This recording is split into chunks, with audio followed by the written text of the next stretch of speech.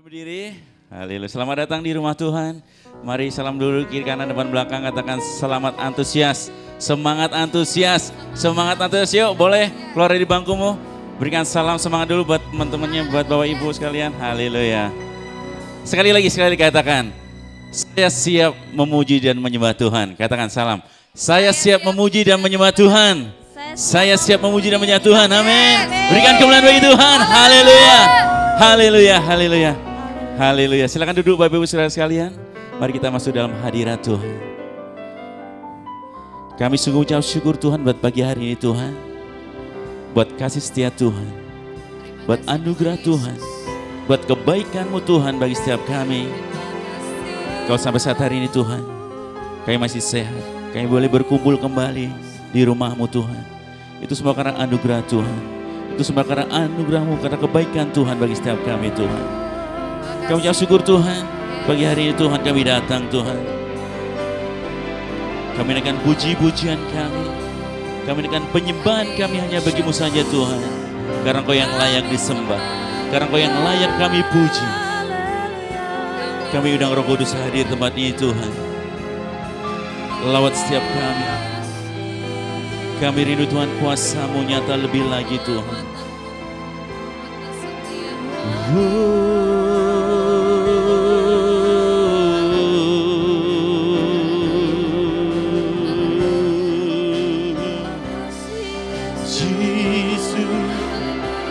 Kami bersyukur Tuhan. Mari naikkan ucapan syukur-Mu di depan Tuhan pagi hari ini. Karena yang baik Yesus, kami bersyukur. Di hadapan-Mu kami menyembah.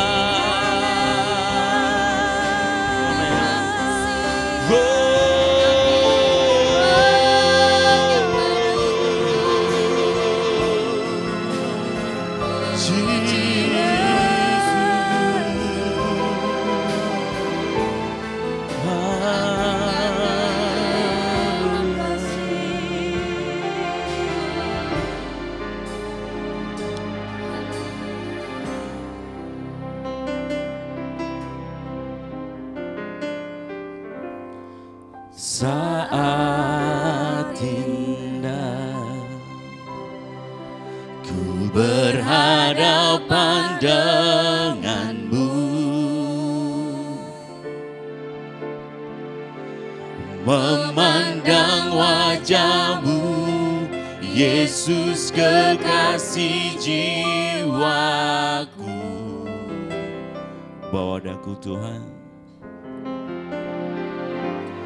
bawa daku erat dalam pelukan-Mu.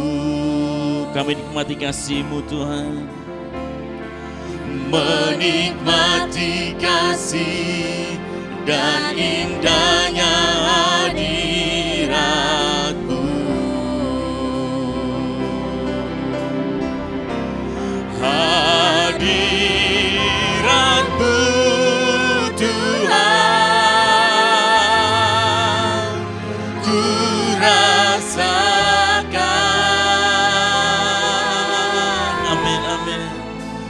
Kekudusan-Mu Bapa, peduliku.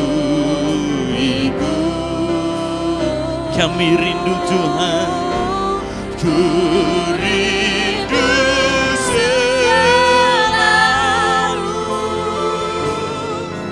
diam dalam bait-Mu, menikmati kasih-Mu, menikmati kasih, anugerah-Mu saja Tuhan. Amin.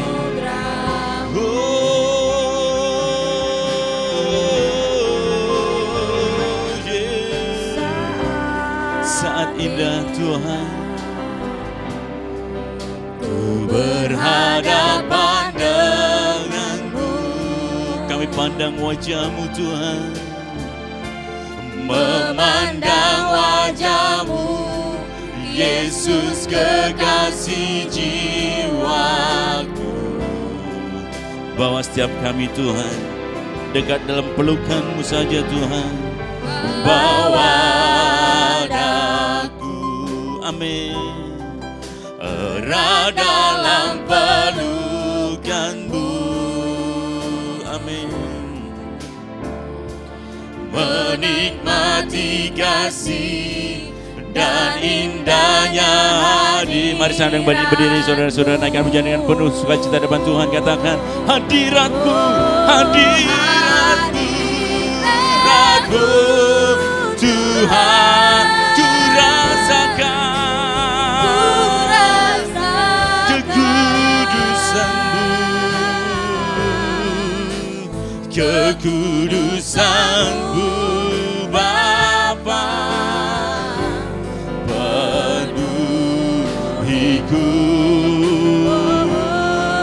Kami rindu selalu, amin, diam dalam bait-Mu, menikmati kasih-Mu, menikmati kasih anugerah-Mu Tuhan. Katakan, hadirat-Mu, hadirat-Mu, hadirat-Mu, ku rasakan kekudusan-Mu Tuhan, kekudusan-Mu Bapa. Penuhi setiap kami, amin.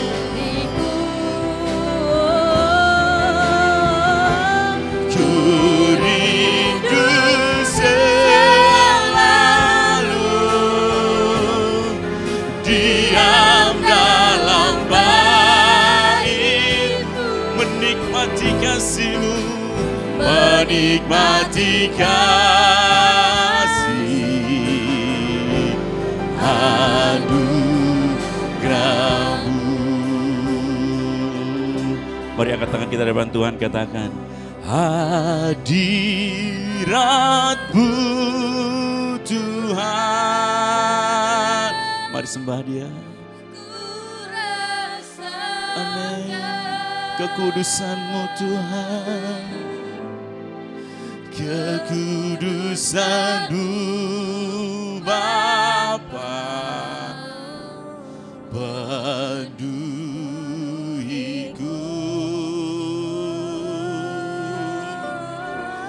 ku rindu selalu diam dalam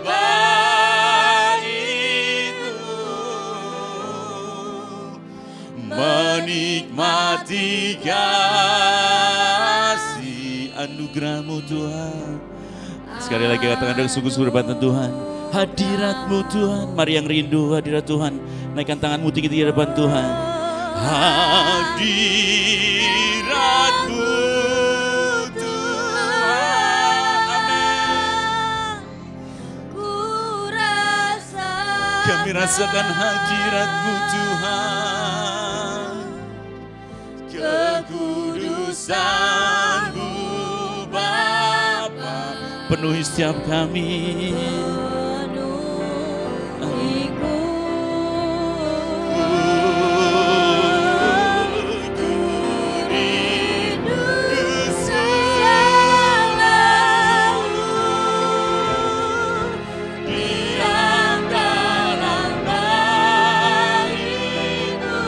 Kerinduan kami Tuhan, menikmati kasih-Mu, amin. Anugerah-Mu, hadirat-Mu, hadirat-Mu, hadirat-Mu Tuhan, amin. Ku rasakan kekudusan-Mu,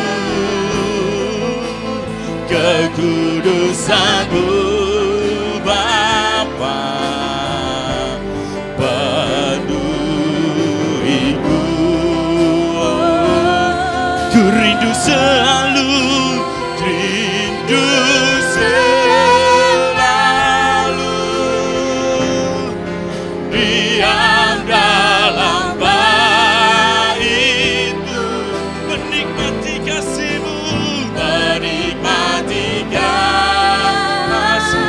anugerah-Mu, aku menikmati kasih,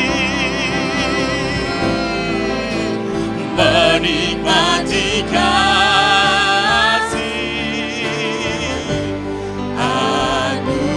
kami menikmati kasih anugerah-Mu Tuhan,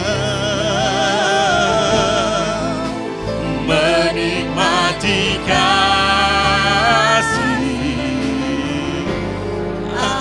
anugerah-Mu. Berikan sorak-sorai bagi Tuhan. Haleluya, haleluya. Ini kerinduan bagi setiap kami Tuhan. Kami rindu hadirat Tuhan dinyatakan lebih lagi. Mulai pujian penyembahan kami Tuhan. Engkau ditinggikan, Engkau dimuliakan, Engkau diagungkan Tuhan. Nama-Mu yang kudus kami sembah.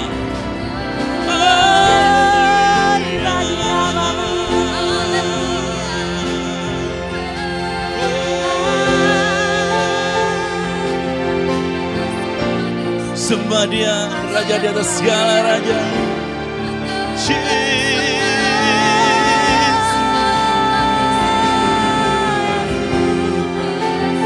Karena Dia yang layak kita sembah, karena Dia yang layak kita puji, kita agungkan nama-Nya, Yesus Kristus Tuhan. Dia yang penolong bagi setiap kita.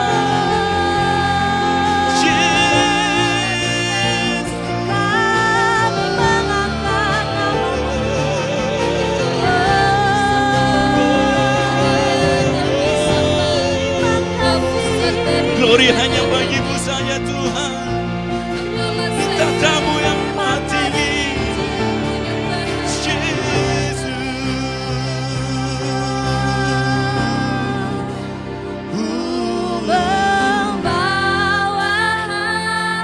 Amin. Hanya Engkau ya Tuhan di hidup setiap kami Tuhan.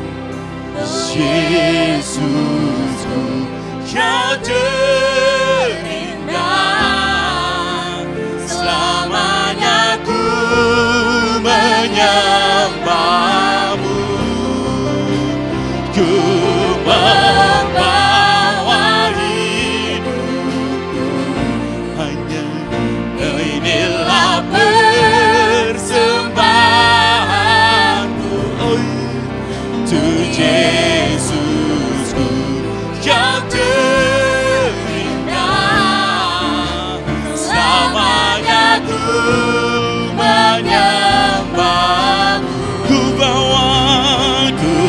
membawa, kami bawa hati kami Tuhan, hanya Engkau, hanya nama-Mu saja Tuhan hidup kami. Yesusku, Kau terindah, selamanya ku menyembah-Mu, ku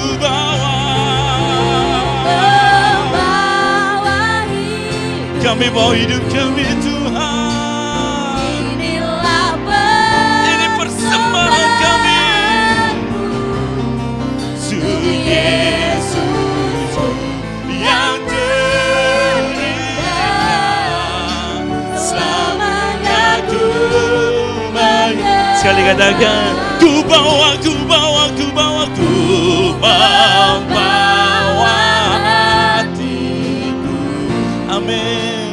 Hanya Engkau di Yesus yang terindah, selamanya Tuhan.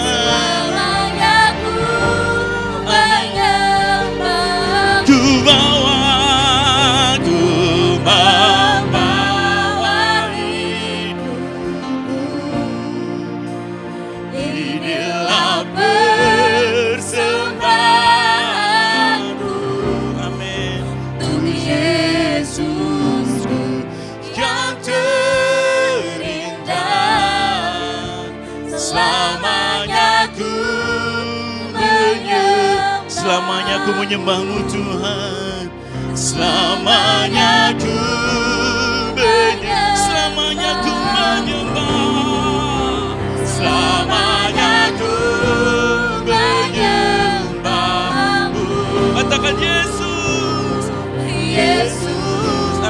sorak-sorai bagi Tuhan. Selamanya kami menyembah Engkau Tuhan, Raja di atas segala raja. Haleluya.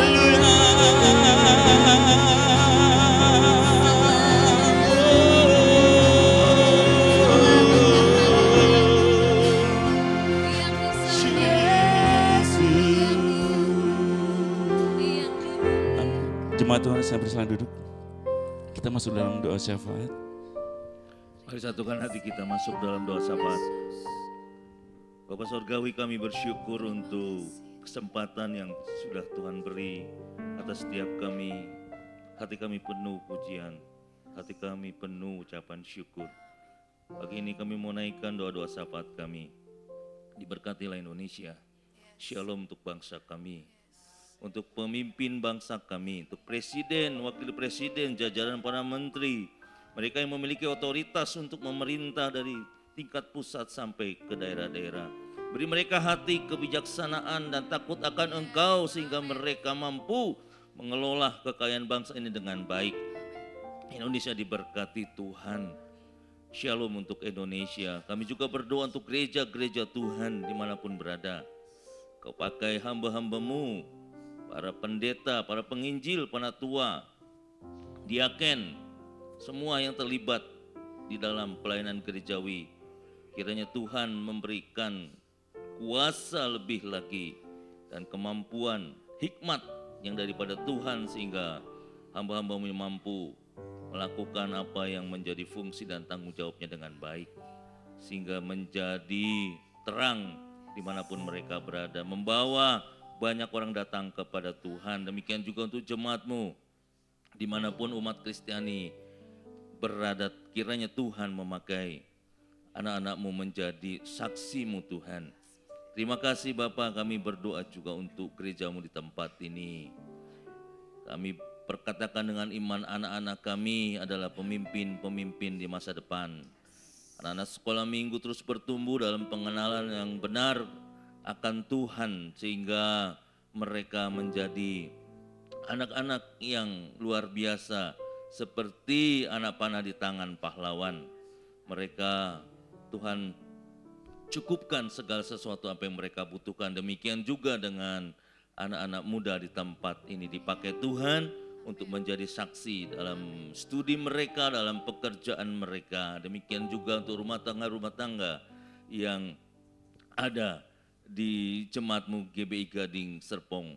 Tuhan memberkati keluarga-keluarga yang ada, memberkati para suami-suami, memberkati istri-istri, anak-anak. Biar keluarga yang ada menjadi keluarga ilahi yang diberkati Tuhan untuk memberkati keluarga-keluarga lain. Di dalam nama Yesus, Tuhan campur tangan untuk senantiasa dalam persoalan kehidupan umat-Mu di tempat ini. Demikian juga untuk opa oma yang bergereja di tempat ini. Pakai dalam kehidupan mereka, mereka tetap menjadi teladan iman bagi semua anak-anak Tuhan di tempat ini. Terima kasih Bapa, segala rancangan program-program yang ada di gereja kami tempat ini Tuhan memberkati. Rencana pengumpulan dana Natal sampai persiapan kami untuk menjelang Mesakap nanti, Tuhan campur tangan. Terima kasih Bapak.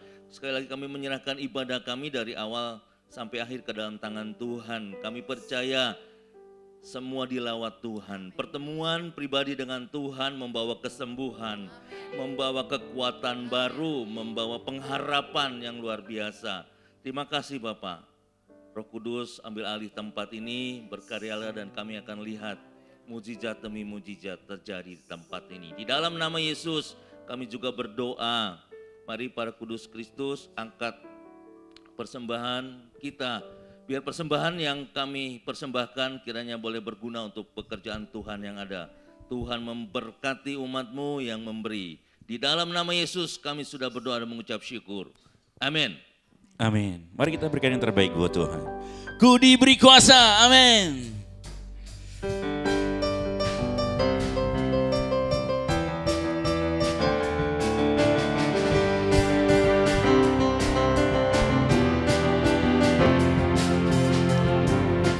Kuasa dari Raja Raja mulia, menaklukkan musuh di bawah kakiku. Ku pakai kuasa dari Raja mulia. Bila Allah ada bersamaku, ku diberi kuasa, hei. Ku diberi kuasa dari Raja mulia, menaklukkan musuh di bawah kakiku. Ku pakai kuasa dari Raja mulia. Bila Allah ada bersamaku, siapa jadi lawanku? Sama-sama tangan. Sungguh besar Kau Tuhanku, Engkau beri saya hidup. Amin. Ku berdiri dengan iman dalam Yesus Tuhan. Kau yang memberi kemenangan, ku bersorak berayakan. Terpujilah Engkau Raja segala raja. Amin. Amin. Ku diberi kuasa dari Raja mulia. Menaklukkan siapa? Menaklukkan musuh di bawah kaki. Ku pakai kuasa dari Raja mulia. Bila Allah ada bersamaku, katakan bila Allah ada bersamaku, siapa jadi lawanku? Sungguh besar Kau Tuhanku, Engkau beri saya hidupku. Ku berdiri dengan iman dalam Yesus Tuhan. Kau yang memberi kemenangan, ku bersorak berayakan. Terpujilah Engkau Raja segala. Sungguh besar Kau Tuhanku, Engkau beri saya hidupku. Ku berdiri dengan iman dalam Yesus Tuhan. Kau yang memberi kemenangan, ku bersorak berayak. Terpujilah Engkau Raja segala raja. Sungguh besar Kau Tuhanku, Engkau beri saya hidup. Ku berdiri dengan iman dalam Yesus Tuhan. Kau yang memberi kemenangan, ku bersorak berayak. Terpujilah Engkau Raja segala. Terpujilah Engkau Tuhan. Terpujilah Engkau Raja segala raja. Terpujilah Engkau Raja segala raja. Terpujilah Engkau Tuhan, Raja segala raja. Amin. Amin. Yes. Amin. Kita percaya kita tidak sama lagi. Amin. Karena ada anugerah Tuhan ada setiap kita. Amin. Amin. Ayolah Kaulah satu-satunya Tuhan.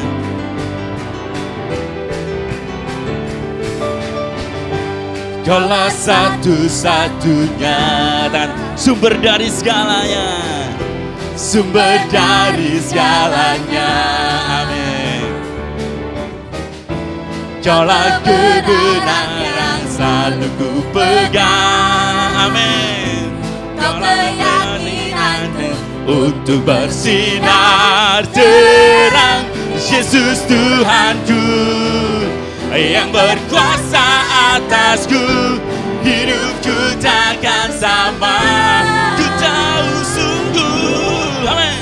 Ku tahu sungguh anugerahmu bagiku, hidupku takkan sama.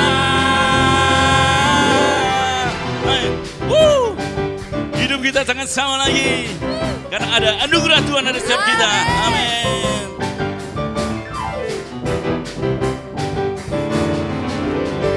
Kaulah satu-satunya atau sumber dari segalanya. Sumber dari segalanya. Kaulah kebenaran.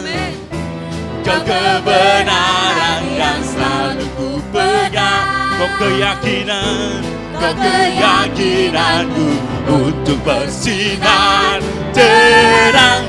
Yesus Tuhanku yang berkuasa atasku, hidupku takkan sama.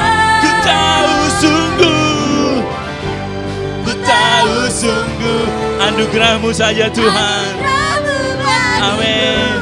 Hidupku takkan sama.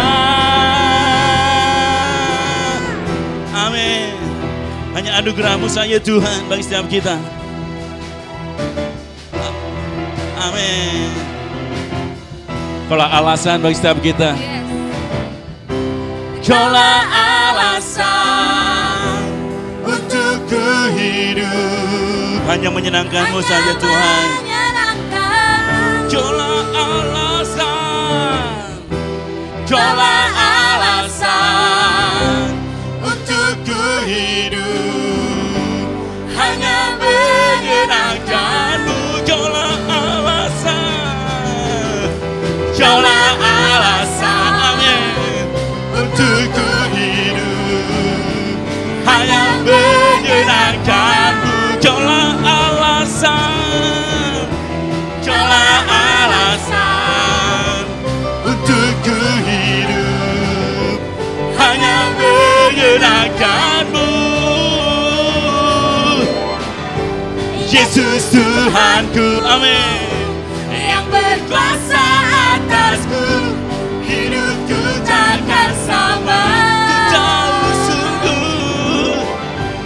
Ku tahu sungguh hanya anugerah-Mu saja Tuhan. Anugerah-Mu bagiku, hidupku takkan sama. Amin. Hidup kami takkan sama lagi Tuhan, karena ada anugerah pada setiap kami.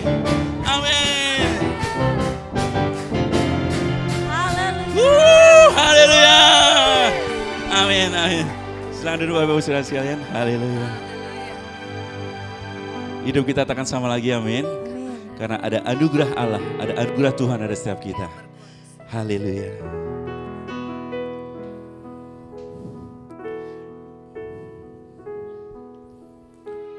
Mari kita siapkan hati kita lebih lagi.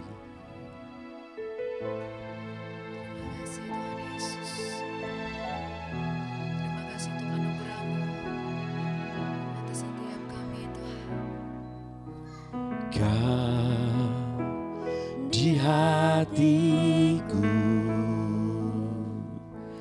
Kau di pikiranku, dan bawaku mendekat di mana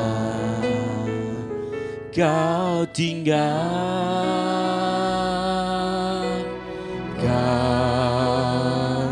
Di hatiku, Engkau di pikiran kami Tuhan. Kau di pikiranku, dan bawaku melekat hanya padamu saja Tuhan. Di mana Engkau tinggal,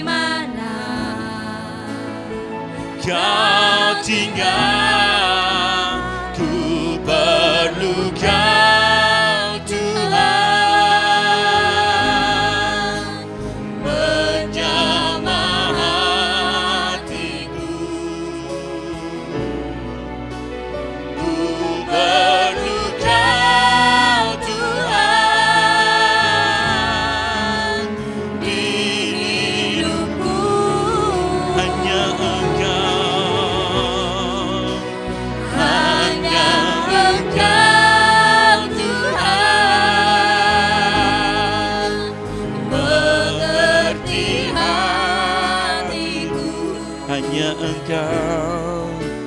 Hanya Engkau Tuhan yang ku perlu. Naikkan pujian dengan sungguh-sungguh di hadapan Tuhan. Kau di hatiku, Engkau di pikiranku Tuhan. Kau di pikiranku dan bawa kami mendekat di mana Kau tinggal, Kau di hatiku, Kau di pikiranku Tuhan, Kau di pikiranku dan bawaku mendekat di mana Kau tinggal. Ku perlu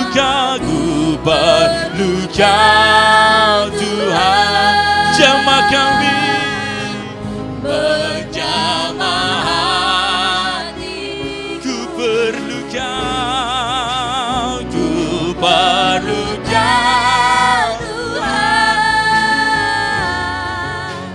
di hidupku hanya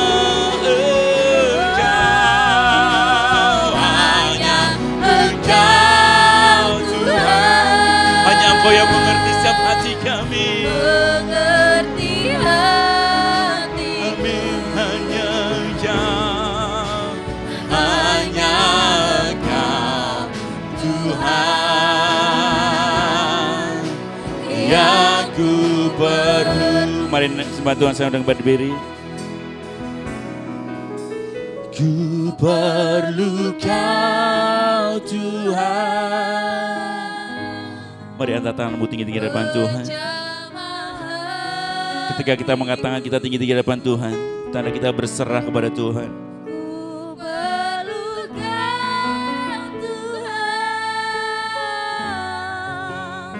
Amin. Hanya Engkau Tuhan. Hanya Engkau.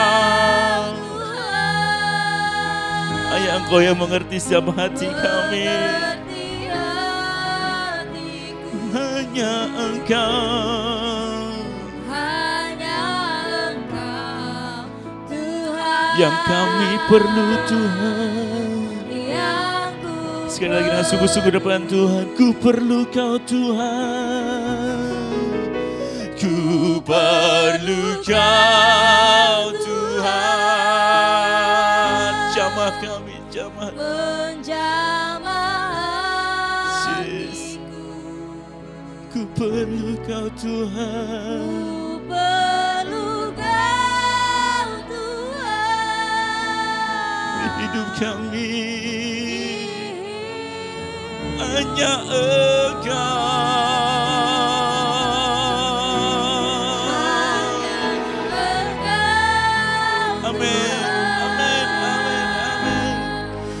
Mengerti setiap hati kami. Hanya Engkau Tuhan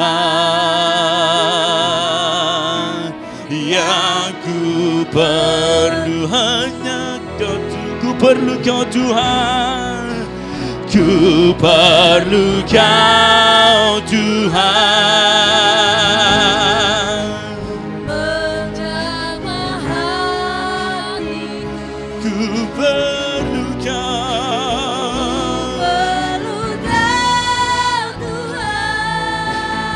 Kami di hidup hanya Engkau, hanya Engkau, hanya Engkau yang mengerti isi hati kami Tuhan. Amin.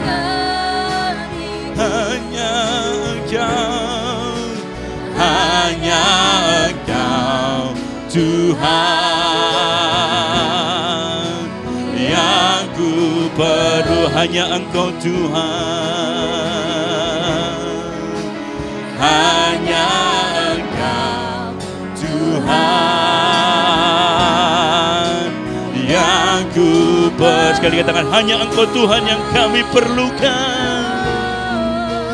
Hanya Engkau Tuhan yang ku perlu.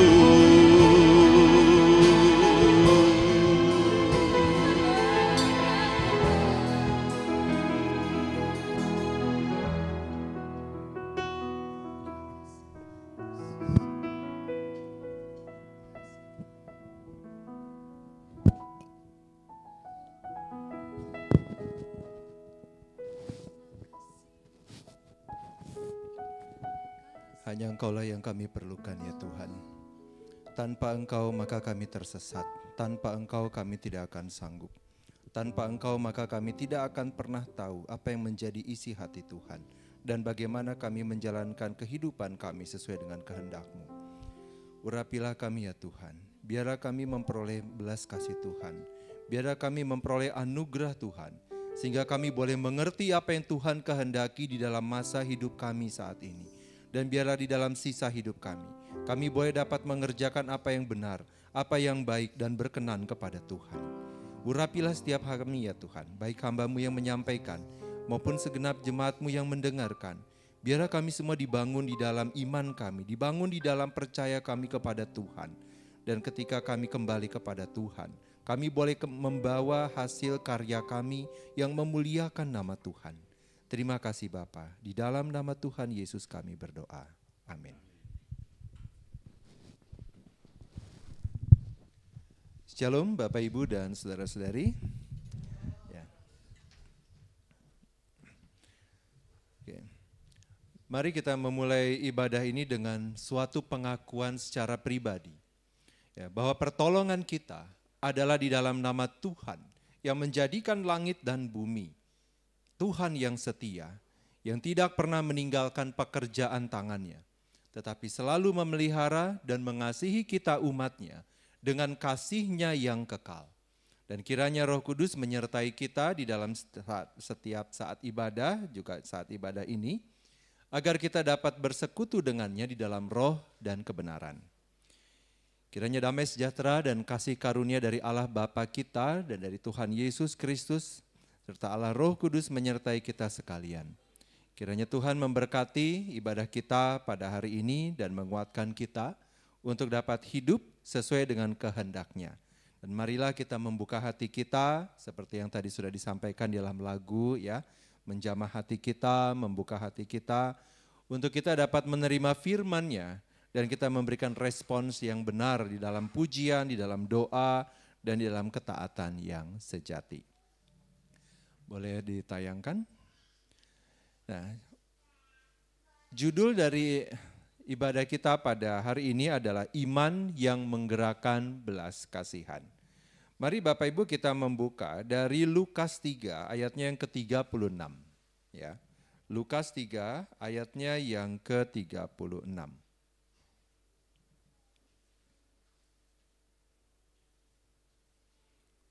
Ya sudah Bapak Ibu ya, Lukas 3 ayat 36.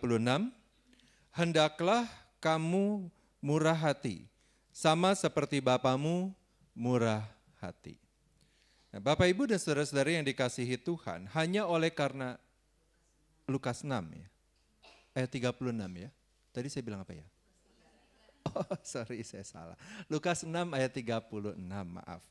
Ya, hendaklah kamu murah hati sama seperti Bapamu murah hati. Ya. Bapak Ibu dan saudara-saudara yang dikasihi Tuhan, hanya oleh karena belas kasih Allah dan kasih karunia-Nya, kita masih diizinkan untuk bangun pada pagi hari ini. Dan menikmati hari yang baru, berkat yang baru, sukacita yang baru, dan anugerah yang baru. Kita masih diizinkan untuk bertemu dengan orang-orang yang kita kasihi. Dan juga masih diizinkan untuk berproses ya melalui orang-orang yang berinteraksi dengan kita. Oleh karena itu kita patut mengucap syukur kepada Tuhan karena besar kasih-Nya bagi setiap kita. Nah, dalam kesempatan ini kita akan merenungkan tema yang sangat relevan bagi kehidupan iman kita, yaitu iman yang menggerakkan belas kasihan. Bapak Ibu dan saudara sekalian, belas kasihan adalah suatu tindakan yang lahir dari hati yang penuh dengan kasih. Yang bukan hanya berdasarkan perasaan simpati semata, tetapi merupakan suatu wujud nyata dari pengabdian kita kepada Allah dan sesama. Namun kita harus menyadari bahwa manusia di dalam natur keberdosaannya tidak mampu memiliki belas kasihan yang sejati tanpa anugerah Allah. Ya, di dalam kesempatan ini kita akan merenungkan bagaimana Yesus Kristus, bagaimana Allah menjadi teladan kemurahan hati, bagaimana belas kasih adalah kehendak Allah, serta bagaimana kita sebagai orang pilihan Allah dipanggil untuk menghidupi belas kasihan sebagai bentuk pengabdian kepada Tuhan. Bapak Ibu dan Saudara sekalian, apa yang dimaksud dengan belas kasihan? Ya, kita sering dengar ya. Apa yang dimaksud dengan belas kasihan? Apakah belas kasihan adalah suatu perasaan mengalah atas rengekan seseorang kepada kita, merengek terus jadi kita akhirnya kasihan juga begitu? Apakah belas kasihan sebagai suatu empati, suatu kemampuan untuk merasakan dan memahami penderitaan orang lain? Apakah belas kasihan adalah suatu bentuk altruisme, yaitu keinginan untuk membantu orang lain ya tanpa mengharapkan imbalan? Mengorbankan kepentingan diri sendiri demi kebaikan orang lain? Ya.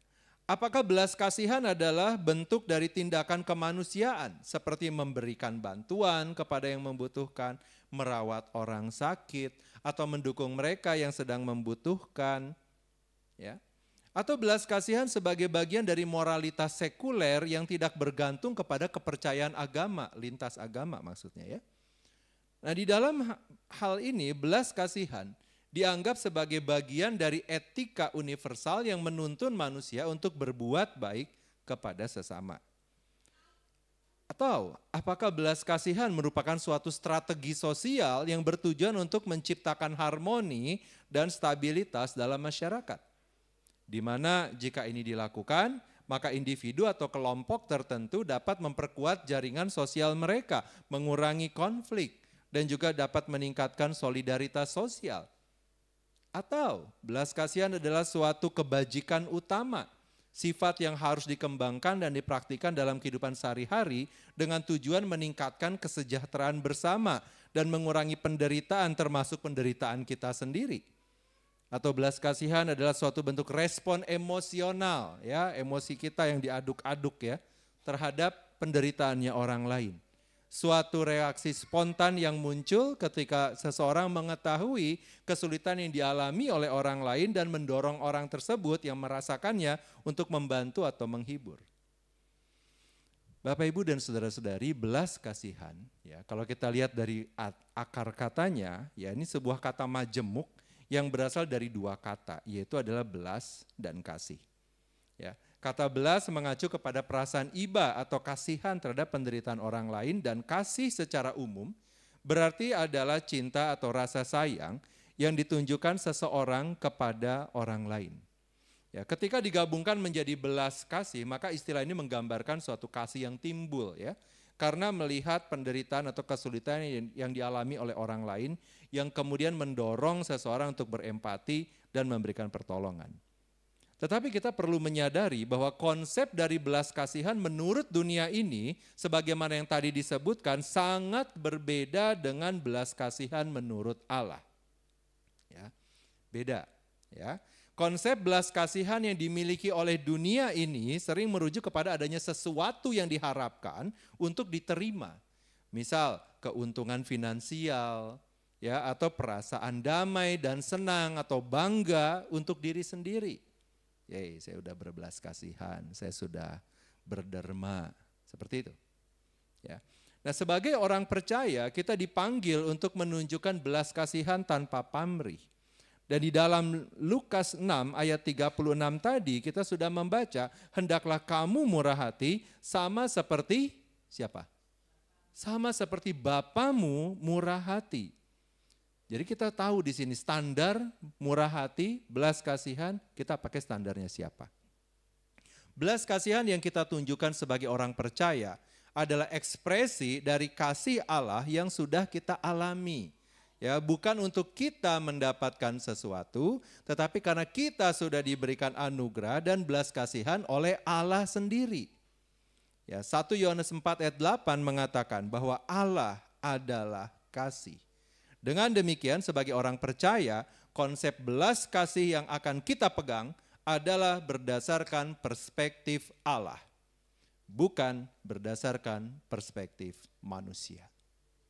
Boleh next slide.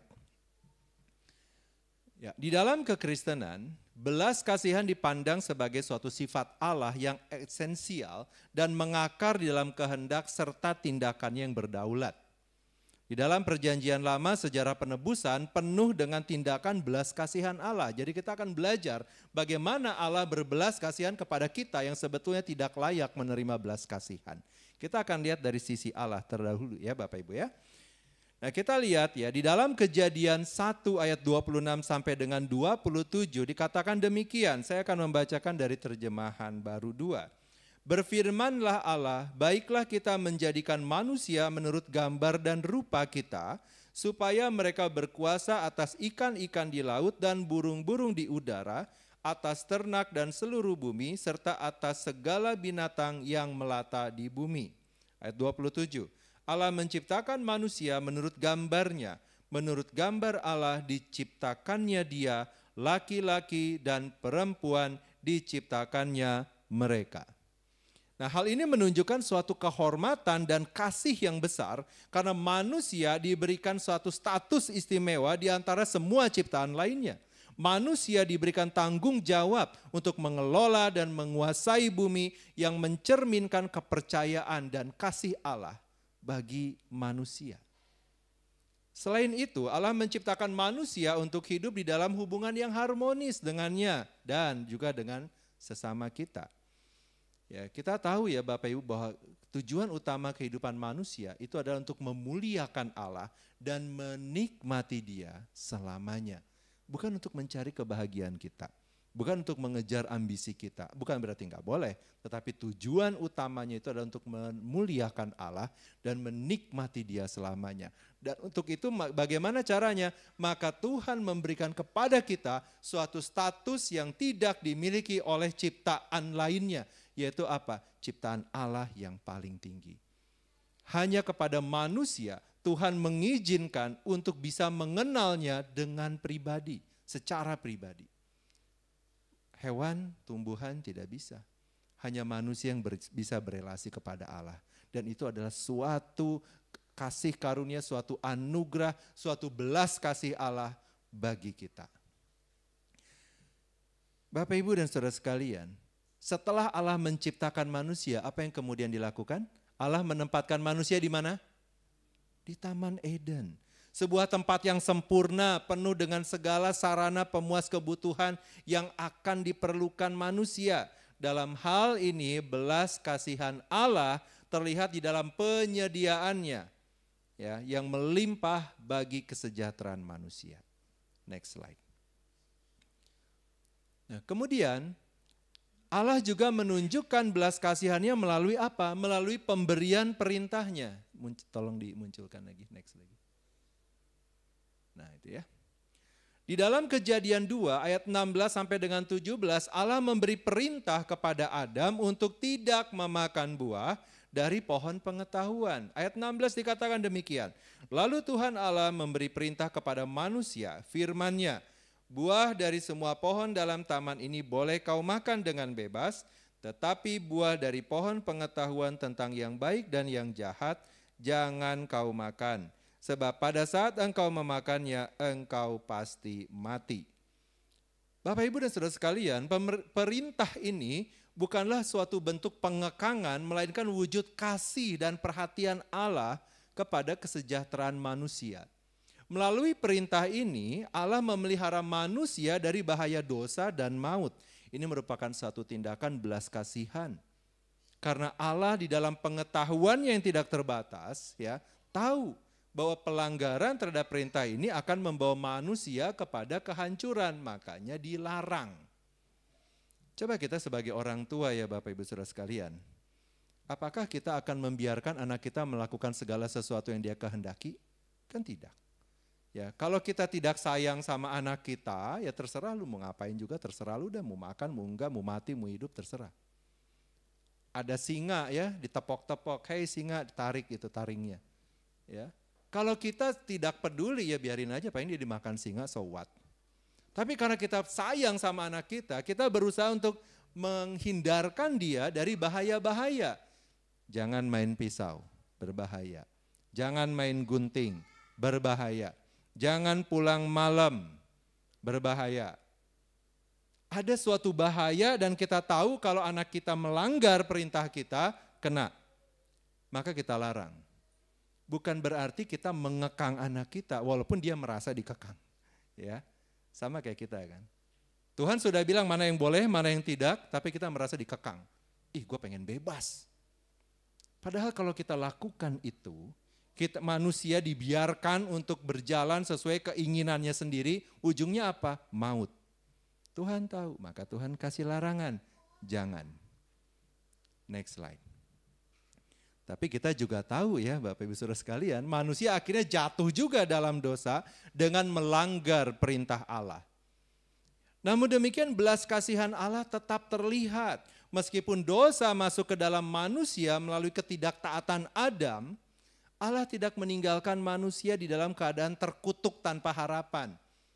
Tadi kan sebelumnya Tuhan mengatakan apa? Semua boleh kecuali buah dari pohon ini, jangan kau makan. Pada saat engkau memakannya maka pastilah engkau mati. Tetapi begitu dimakan apakah berarti manusia langsung dibinasakan saat itu juga? Belum. Ya, Tuhan bagaimana? Allah tidak meninggalkan manusia di dalam keadaan yang terkutuk tadi tanpa harapan. Meninggalkan manusia begitu saja. Sebaliknya Allah menunjukkan belas kasihannya. Dengan apa? Memberikan janji penebusan. Di dalam Kejadian 3 ayat 15 Allah memberikan janji yang merupakan wujud dari belas kasihan Allah yang luar biasa. Karena walaupun manusia berdosa dan layak menerima hukuman, Allah dengan penuh kasih memberikan pengharapan akan penebusan. Kejadian 5 ayat 15 mengatakan, Kejadian 3 ayat 15 mengatakan, Aku akan mengadakan permusuhan antara engkau dan perempuan ini, antara keturunanmu dan keturunannya. Keturunannya akan meremukkan kepalamu dan engkau akan meremukkan tumitnya. Ya, setelah itu bagaimana Bapak Ibu? Setelah kejatuhan, belas kasihan Allah terus berlanjut di dalam pemeliharaannya atas umat manusia. Walaupun manusia sudah jatuh dalam dosa, terhilang dari Allah, tetapi Allah tidak meninggalkan manusia. Ya, meskipun manusia diusir dari Taman Eden, meskipun harus menjalani hidup di dalam dunia yang penuh dengan penderitaan dan kesukaran akibat dosa, Allah tetap memelihara kehidupan manusia. Allah tetap memberikan sarana bagi manusia untuk tetap hidup dan berkembang meskipun dalam keadaan yang jauh dari kesempurnaan penciptaan awal. Kita bisa melihat pagi hari ini kita bangun kan Bapak Ibu. Ya, Tuhan tahu kalau kita hari ini Tuhan panggil kembali dan kita masih ada dosa yang belum beres. Allah tidak mentolerir dosa Bapak Ibu. Dengan kita bangun pagi ini dan kita menyadari, oh ya saya masih ada harus dibereskan. Itu adalah bukti dari kasih Allah bagi kita. Kita masih dikasih kesempatan. Jangan disia-siakan. Next slide. Di dalam Keluaran 3 ayat 7 sampai 8 Bapak Ibu Saudara sekalian ya. Ini adalah mengenai jatuh tanamannya. Ini mengenai keluarnya bangsa Israel dari Mesir ya, juga merupakan salah satu contoh yang sangat menonjol dari belas kasihan Allah. Di dalam Keluaran 3 ayat 7 sampai 8 Allah menyatakan bahwa Dia telah melihat penderitaan umatnya di Mesir dan Allah membebaskan mereka. Belas kasihan Allah selalu terkait dengan kesetiaannya pada janji-janjinya. Pembebasan Israel dari perbudakan Mesir adalah gambaran awal dari penebusan yang lebih besar yang akan digenapi di dalam Yesus Kristus. Yang juga didorong oleh belas kasihan Allah yang berdaulat. Di dalam ayat 7 Keluaran 3 Tuhan mengatakan ya, Tuhan berfirman, sesungguhnya aku telah memperhatikan kesengsaraan umatku di tanah Mesir. Aku telah mendengar teriakan mereka yang disebabkan oleh pengawas kerja paksa mereka. Sesungguhnya aku mengetahui penderitaan mereka. Ayat 8. Sebab itu aku turun untuk melepaskan mereka dari tangan orang Mesir dan menuntun mereka keluar dari negeri itu ke suatu negeri yang baik, yang luas. Suatu negeri yang berlimpah-limpah susu dan madunya. Ke tempat orang Kanaan, orang Het, orang Amori, orang Feris, orang Hewi, dan orang Yebus. Belas kasihan Allah tidak hanya terlihat di dalam tindakan penyelamatan, tetapi juga di dalam pemeliharaan Allah, kesabarannya terhadap umatnya. Di dalam kitab Hakim-Hakim, Kita dapat melihat bagaimana Allah berulang kali menunjukkan belas kasihannya. Dengan apa? Mengirimkan hakim-hakim untuk menyelamatkan bangsa Israel dari penindasan. Meskipun mereka terus-menerus jatuh di dalam dosa. Hal ini menunjukkan apa? Bahwa belas kasihan Allah tidak tergantung pada ketaatan kita manusia. Tetapi apa? Kepada komitmen dari Allah sendiri untuk memenuhi tujuan penebusannya. Ya, saya masih akan terus melanjutkan bagaimana belas kasihan dari perspektif Allah ya Bapak Ibu ya. Boleh next slide. Nah di dalam perjanjian baru ya ajaran Tuhan Yesus mengenai belas kasihan menjadi suatu inti dari pengajarannya selama ada di dunia. Belas kasihan Yesus tidak hanya dipandang sebagai suatu etika moral yang harus diikuti oleh umatnya. Tetapi lebih dari itu sebagai suatu refleksi langsung dari sifat dan karya Allah di dalam rencana penebusan. Tuhan Yesus juga menekankan bahwa belas kasihan lebih diutamakan daripada ritual keagamaan yang formalistis. Di dalam Matius 9 ayat 13 Tuhan Yesus mengutip dari Hosea 6 ayat 6 dengan berkata, "Yang kuhendaki ialah belas kasihan dan bukan persembahan." Ini menegaskan Bapak Ibu bahwa hati yang penuh belas kasihan lebih berharga di mata Allah daripada ketaatan ritual yang kosong. Kita taat di dalam beribadah tapi hati kita penuh dengan kedengkian, tidak berbelas kasih kepada orang lain, apalagi itu dengki, ya, ada dendam, ada garang dan segala macam. Ya. Percuma kita ibadah kalau kayak gitu Bapak Ibu. Ya, bagi kita kalau pagi ini itu ada ya tiba-tiba Tuhan ingetin. Bertobat segera Bapak Ibu. Next slide. Tuhan Yesus tidak hanya mengajarkan belas kasihan ya.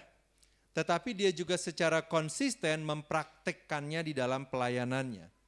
Setiap tindakan belas kasihan yang dilakukan oleh Tuhan Yesus merupakan suatu pernyataan yang terlihat, pernyataan yang nyata dari kasih dan anugerah Allah kepada manusia. Tindakan-tindakan tersebut bukan hanya sekedar perbuatan baik, tetapi juga merupakan bagian dari karya penebusan Allah juga yang direncanakan sejak semula. Sebagai contoh, ketika Tuhan Yesus menyembuhkan orang sakit, ya, menyembuhkan orang sakit, orang yang dirasuki roh jahat. Ya. Bapak Ibu Saudara sekalian, kita jangan memandangnya dalam konteks yang sempit ya. Oh Tuhan Yesus menyembuhkan orang sakit, selesai sampai di situ. Tidak, itu adalah suatu gambaran bahwa ketika karya penebusan dituntaskan, maka manusia yang terbelenggu oleh kondisinya akibat dosa diselamatkan. Itu adalah suatu agenda besar, tetapi manusia terlalu sempit pemikirannya untuk bisa memahami sehingga Tuhan cicil ya dalam tanda kutip. Cicil, kasih lihat sesuatu. Ini loh, aku berbelas kasihan kepada kamu. Kamu udah jungkir balik bagaimana nggak bisa bebas. Aku membebaskan. Ya, itu baru contoh ya. Tetapi jika ini kamu setia, maka kamu tidak hanya akan menerima pembebasan yang sementara, tetapi kamu menerima pembebasan yang kekal. Di dalam Matius 14 ayat 14 dituliskan demikian. Ketika Yesus mendarat, ia melihat orang banyak yang besar jumlahnya, kemudian tergeraklah hatinya oleh belas kasihan kepada mereka dan ia menyembuhkan mereka yang sakit. Nah, tindakan penyembuhan ini bukan hanya bukti kekuatan ilahi Yesus bahwa Yesus mampu menyembuhkan, bukan itu saja. Tetapi sekali lagi manifestasi dari belas kasih Allah yang peduli terhadap penderitaan manusia. Tetapi caranya Allah, bukan caranya kita. Ya, next slide. Nah, Bapak Ibu Saudara sekalian tahu kelebihan ya itu ya. Ini gambar mengenai perumpamaan apa? Orang Samaria, ya. Di dalam kisah perumpamaan tentang orang Samaria yang baik hati di dalam Lukas 10 ayat 25 sampai dengan 37 Bapak Ibu bisa baca sendiri. Tuhan Yesus mengajarkan bahwa yang namanya belas kasihan tidak terbatas dari sekedar simpati saja. Tetapi apa? Suatu panggilan mengorbankan diri demi kebaikan orang lain terlepas latar belakang etnis atau sosialnya mereka. Tapi kalau kita tanya, wah kalau gitu mengajarkan altruis, bisa jadi. Tapi di sini motivasinya apa? Altruisme yang kita lakukan di dalam Tuhan berbeda dengan altruisme yang manusia tidak kenal Tuhan lakukan. Beda. Ya, wujud nyatanya mungkin sama, tapi motivasinya beda. Di puncak belas kasihannya Allah, Yesus apa? Menyerahkan dirinya di kayu salib sebagai korban penebusan bagi umat manusia. Ya, tindakan ini adalah suatu manifestasi tertinggi dari belas kasihan Allah.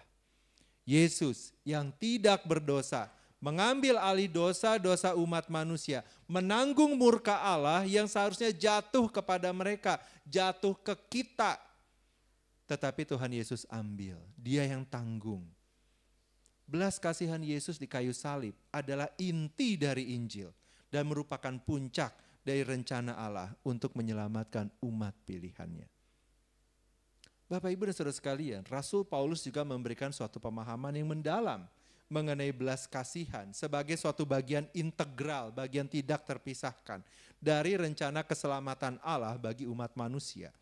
Di dalam surat-suratnya, Rasul Paulus menekankan bahwa belas kasihan Allah tidak hanya merupakan act of kindness, tindakan kebaikan, tetapi juga sekali lagi merupakan perwujudan manifestasi dari anugerah Allah yang berdaulat, yang tujuannya apa? Menyelamatkan manusia, membenarkan manusia, menguduskan manusia yang juga merupakan umat pilihannya.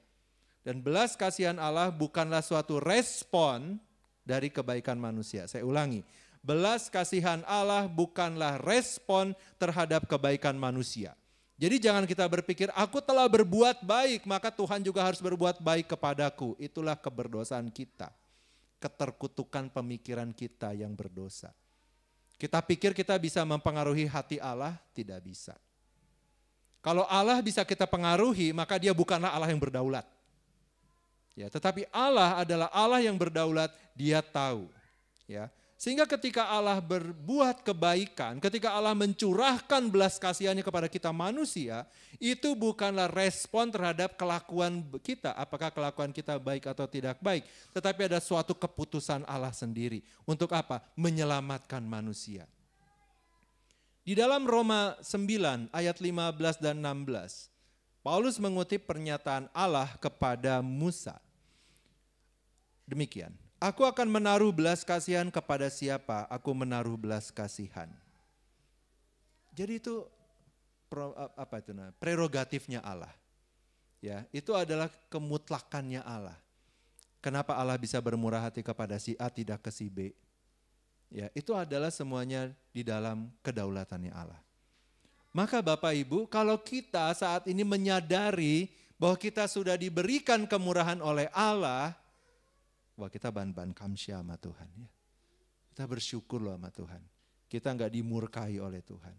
Kita bersyukur kita dikasih izin untuk mengenal Allah secara pribadi. Jangan dibuang. Ya, jangan dibuang. Saya lanjutkan. Di dalam Roma 9 ayat 15 sampai 16 tadi ya.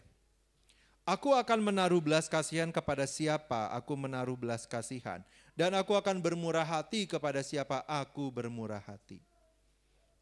Ini sepenuhnya prerogatif Allah dan tidak ada seorang manusia pun yang bisa menuntutnya. Tuhan, aku sudah berkorban, aku telah berderma, bersedekah, whatever. 1 triliun, 2 triliun, 100 triliun. Bermurah hatilah juga kepadaku. Ini namanya jual beli Bapak Ibu. Dan Allah kita bukan Allah jual beli. Kalau seperti itu ceritanya, maka yang kaya kemungkinan masuk surganya lebih besar daripada yang tidak kaya. Di mana keadilan Allah kalau kayak begitu? Ya. Maka kedaulatan Allah, kebaikan Allah kepada kita jangan disia-siakan. Berikan respons yang tepat. Aku masih hidup hari ini. Mungkin masalah kita juga masih ada hari ini. Tetapi dengan aku masih hidup, aku masih bisa berserah kepada Tuhan. Aku masih bisa mengandalkan Tuhan. Aku masih bisa berelasi kepada Tuhan. Aku masih bisa menyenangkan Tuhan. Aku masih bisa merenungkan betapa aku telah diampuni. Gitu Bapak Ibu ya. Nah, Allah di dalam kedaulatannya, ya, di dalam kedaulatannya Allah memilih siapa yang akan menerima belas kasihannya bukan berdasarkan perbuatan, tetapi sekali lagi berdasarkan kehendak Allah. Ya. Nah, belas kasihan Allah adalah dasar dari pembenaran dan pengudusan orang percaya. Di dalam suratnya kepada Titus, Paulus menuliskan, tetapi ketika nyata kemurahan Allah, juru selamat kita dan kasih-Nya kepada manusia, kita diselamatkan bukan karena perbuatan baik yang telah kita lakukan, tetapi karena rahmat-Nya. Titus 3 ayat 4-5. Di dalam konteks inilah rahmat atau belas kasihan Allah adalah dasar dari keselamatan yang diberikan bukan karena kebaikan manusia, tetapi karena kasih karunia Allah. Next slide. Selain itu Paulus juga menegaskan bahwa belas kasihan Allah meluas ke dalam proses pengudusan di mana orang percaya, kita, saya, Bapak Ibu Saudara sekalian, dipanggil untuk hidup di dalam kekudusan sebagai respons terhadap belas kasihan Allah yang telah diterima. Di dalam Roma 12 ayat 1, Rasul Paulus menulis, karena itu saudara-saudara, demi kemurahan Allah, aku menasihatkan kamu supaya kamu mempersembahkan tubuhmu sebagai persembahan yang hidup, yang kudus, dan yang berkenan kepada Allah. Ini berarti adalah suatu panggilan untuk kita menjalani hidup yang kudus sebagai respons terhadap belas kasihan Allah. Jadi setelah kita diberikan belas kasihan Allah, kita nggak sekedar yay, I'm free, saya udah bebas, saya sudah diselamatkan, balik lagi berdosa. Bukankah kasih Allah besar? Berarti kalau aku berdosa lebih lagi, maka belas kasihan Allah lebih lagi juga kepadaku. Itu pemikiran yang sesat Bapak Ibu semua ya. Itu pemikiran yang sesat. Ya, ketika kita ditebus, kita tahu nih, wah saya diselamatkan. Berarti apa? Hargai. Stop melakukan semua kesalahan dan dosa kita di dalam kebutaan kita, di dalam ketersesatan kita, di dalam keterhilangan kita. Stop. Kalau dulu kehidupan kita bergelimang, berjibaku, berkubang di dalam dosa, stop. Aku bersyukur Tuhan sudah menyelamatkanku. Mana buktinya? Aku telah meninggalkan kehidupanku yang lama. Aku yang lama telah mati. Aku yang baru telah datang. Aku hidup bukan lagi hidupku sendiri, tetapi Kristus yang hidup di dalamku. Dan hidup yang kujalani di dalam daging adalah suatu kehidupan yang terus-menerus berproses di dalam Kristus untuk mencapai apa yang Tuhan kehendaki. Banyak refleksi Bapak Ibu, banyak refleksi. Ya. Oke, tujuannya apa? Orang percaya diubahkan menjadi serupa dengan Kristus melalui kuasa Roh Kudus. Next slide. Nah, Rasul Paulus juga menekankan pentingnya belas kasihan di dalam kehidupan kita, dalam kehidupan bergereja dan komunitas orang percaya. Belas kasihan tidak hanya merupakan suatu pengalaman individual tetapi juga diwujudkan di dalam relasi antar anggota tubuh Kristus. Di dalam Kolose 3 ayat 12-13 Paulus menasihatkan demikian. Karena itu sebagai orang-orang pilihan Allah yang dikuduskan dan dikasihinya, kenakanlah belas kasihan, kemurahan, kerendahan hati, kelemah lembutan, dan kesabaran. Sabarlah kamu seorang terhadap yang lain, dan ampunilah seorang akan yang lain. Apabila yang seorang mempunyai keluhan terhadap yang lain, sama seperti Tuhan telah mengampuni kamu, perbuatlah juga demikian. Nah, ini adalah suatu panggilan bagi gereja untuk hidup di dalam keselarasan dengan sifat Allah yang kudus dan penuh dengan belas kasihan. Gereja sebagai tubuh Kristus dipanggil untuk menjadi cerminan dari kasih dan belas kasihan Allah di dunia ini. Ini berarti apa? Bahwa belas kasihan harus menjadi ciri khas dari suatu hubungan antar anggota gereja, di mana saling mengasihi, saling mengampuni, dan melayani dengan rendah hati. Sebagaimana mereka, gereja, kita, anggota tubuh Kristus, telah menerima belas kasihan dari Allah. Ya. Belas kasihan di dalam gereja juga harus diwujudkan di dalam apa? Pelayanan. Pelayanan kemana? Ada internal, ada eksternal. Kalau eksternal, pelayanan kepada mereka yang membutuhkan, yang lemah dan tertindas. Ya, di dalam Galatia 6 ayat 2, Rasul Paulus menuliskan, bertolong-tolonganlah menanggung bebanmu, demikianlah kamu memenuhi hukum Kristus. Dan hukum Kristus ini apa? Merujuk pada kasih kepada sesama, dipenuhi ketika gereja hidup di dalam belas kasihan, yang saling menanggung beban dan melayani yang membutuhkan. Tetapi Bapak Ibu, perhatikan baik-baik ya. Galatia 6 ayat 2, Paulus menulis bertolong-tolonganlah menanggung bebanmu. Bertolong-tolonganlah. Berarti bukan kita punya beban kita serahin orang lain, lu mesti tolongin gua. Enggak bisa begitu. Ya. Kita punya beban, ingat mereka juga punya beban. Yuk kita saling tolong menolong. Apa yang saya bisa, yang dia tidak bisa, tapi dia butuh, bantu. Apa yang dia bisa, saya nggak bisa, dia bantu. Bukannya itu akan jadi sangat indah Bapak Ibu. Kita sebagai suatu keluarga besar kerajaan Allah. Ya. Juga kita ingat, ketika Allah mencurahkan belas kasihannya, apakah itu yang namanya belas kasihan dikasih begitu tanpa teguran kalau kita salah? Ada teguran. Ya. Ada teguran, ada konsekuensi dari setiap tindakan kita. Maka sama juga kita di gereja. Ya, jangan kita pikir wah gue nyantai ya, gue akan dibantuin. Kita maunya nerima doang. Tapi kita sendiri gak mau berproses di dalamnya.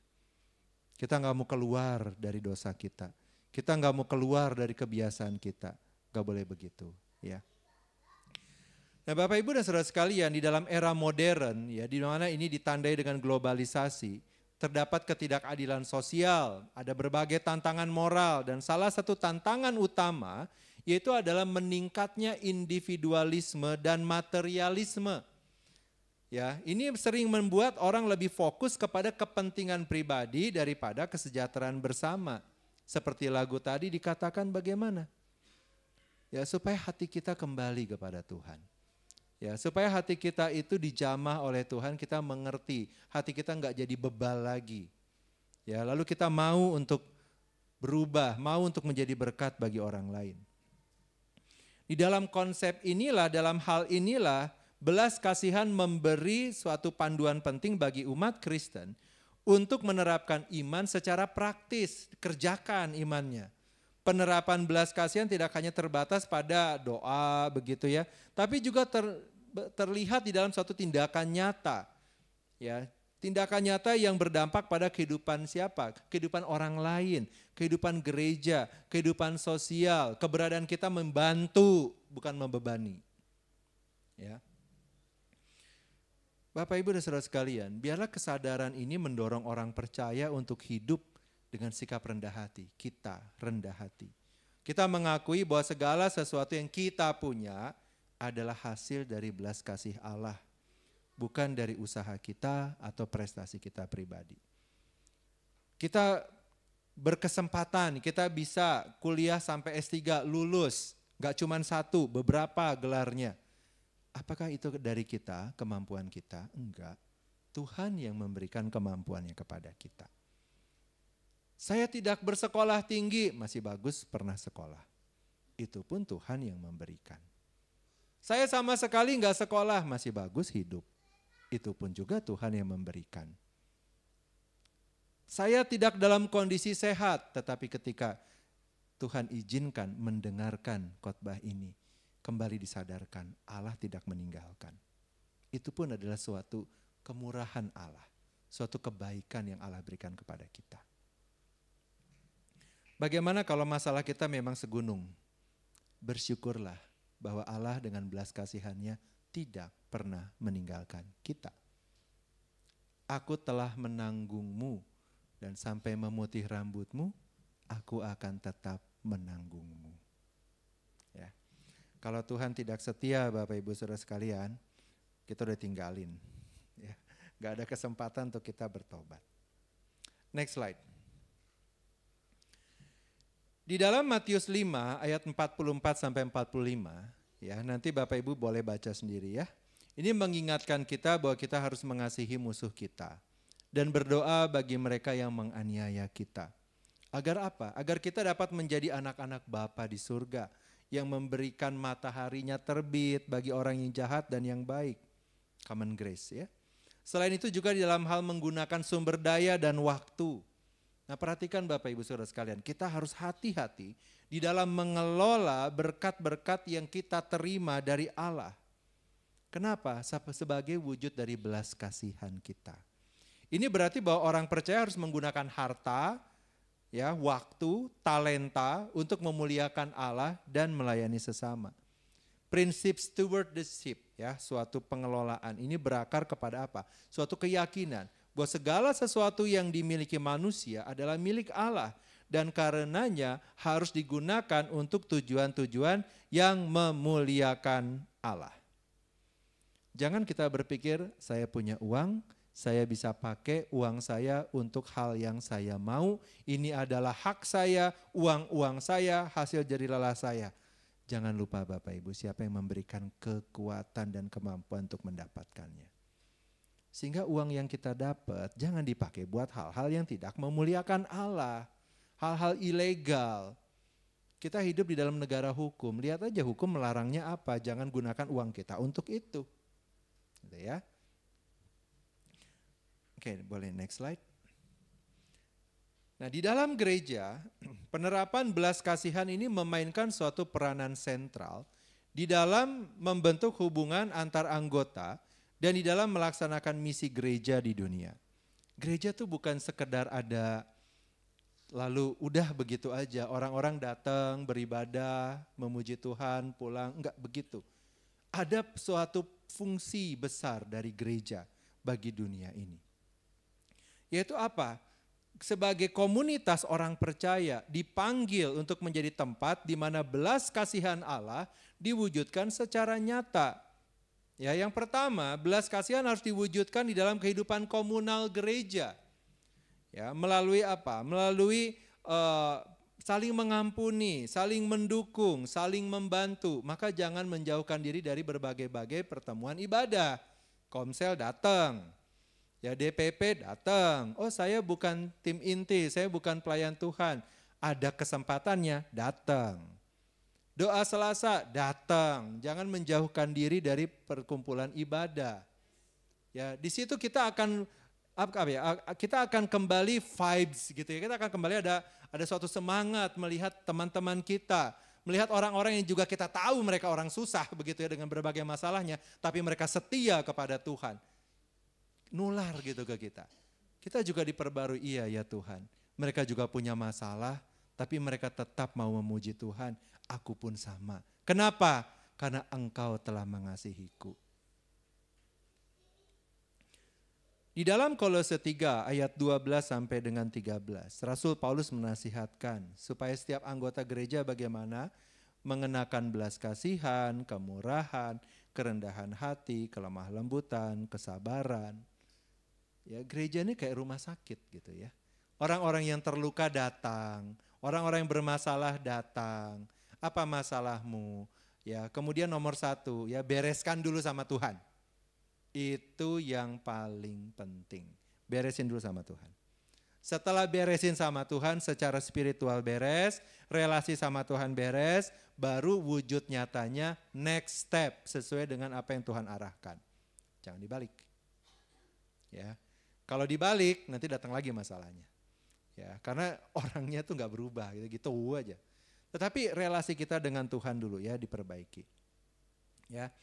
Memang benar ya bahwa Tuhan menerima kita apa adanya. Tetapi Tuhan tidak mau kita selalu apa adanya. Ya, saya ulangi. Tuhan menerima kita apa adanya, tetapi Tuhan tidak mau kita selalu apa adanya. Saya adalah orang yang lemah. Kenapa lemah? Bukankah firman Tuhan mengatakan, aku memberikanmu kekuatan. Aku tidak sanggup, aku enggak ngerti. Bukankah firman Tuhan mengatakan, siapa yang kekurangan hikmat, hendaklah ia memintakan hikmat. Aku tidak sanggup. Nah, di gereja ada yang sanggup, belajar dong. Aduh, udah tua, otaknya udah buntu lah. Itu kan kata-kata menghindar yang kayak begitu. Ya, kalau mau tuh bisa kok, ada jalan, ya. Nah, kemudian yang kedua, ya, belas kasihan juga harus menjadi suatu dorongan ya bagi gereja untuk terlibat di dalam pelayanan sosial. Nah, kita udah kan?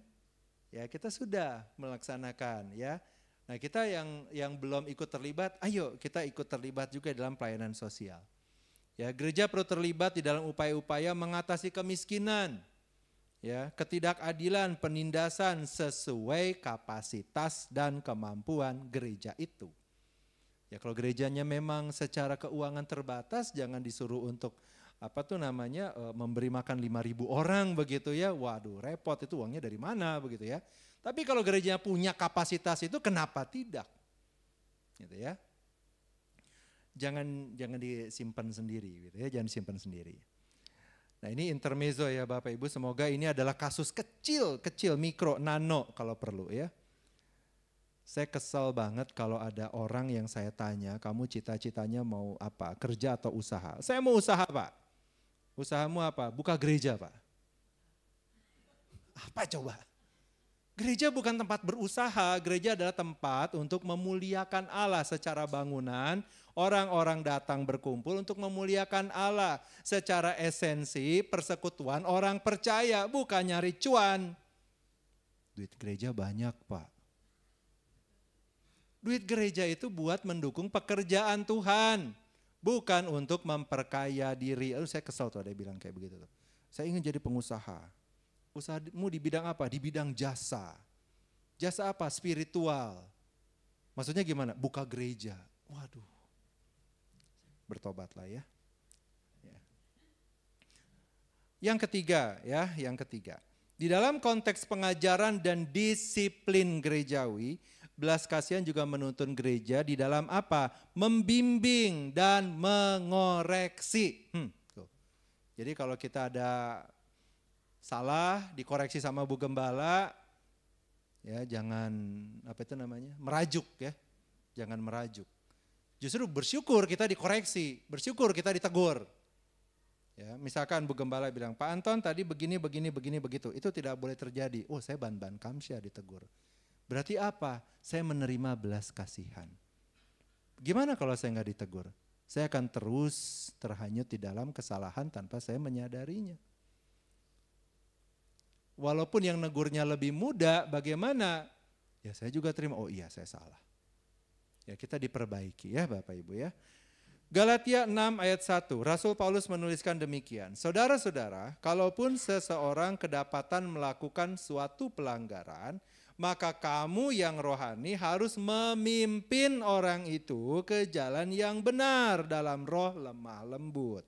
Sambil menjaga dirimu sendiri, supaya kamu juga jangan kena pencobaan.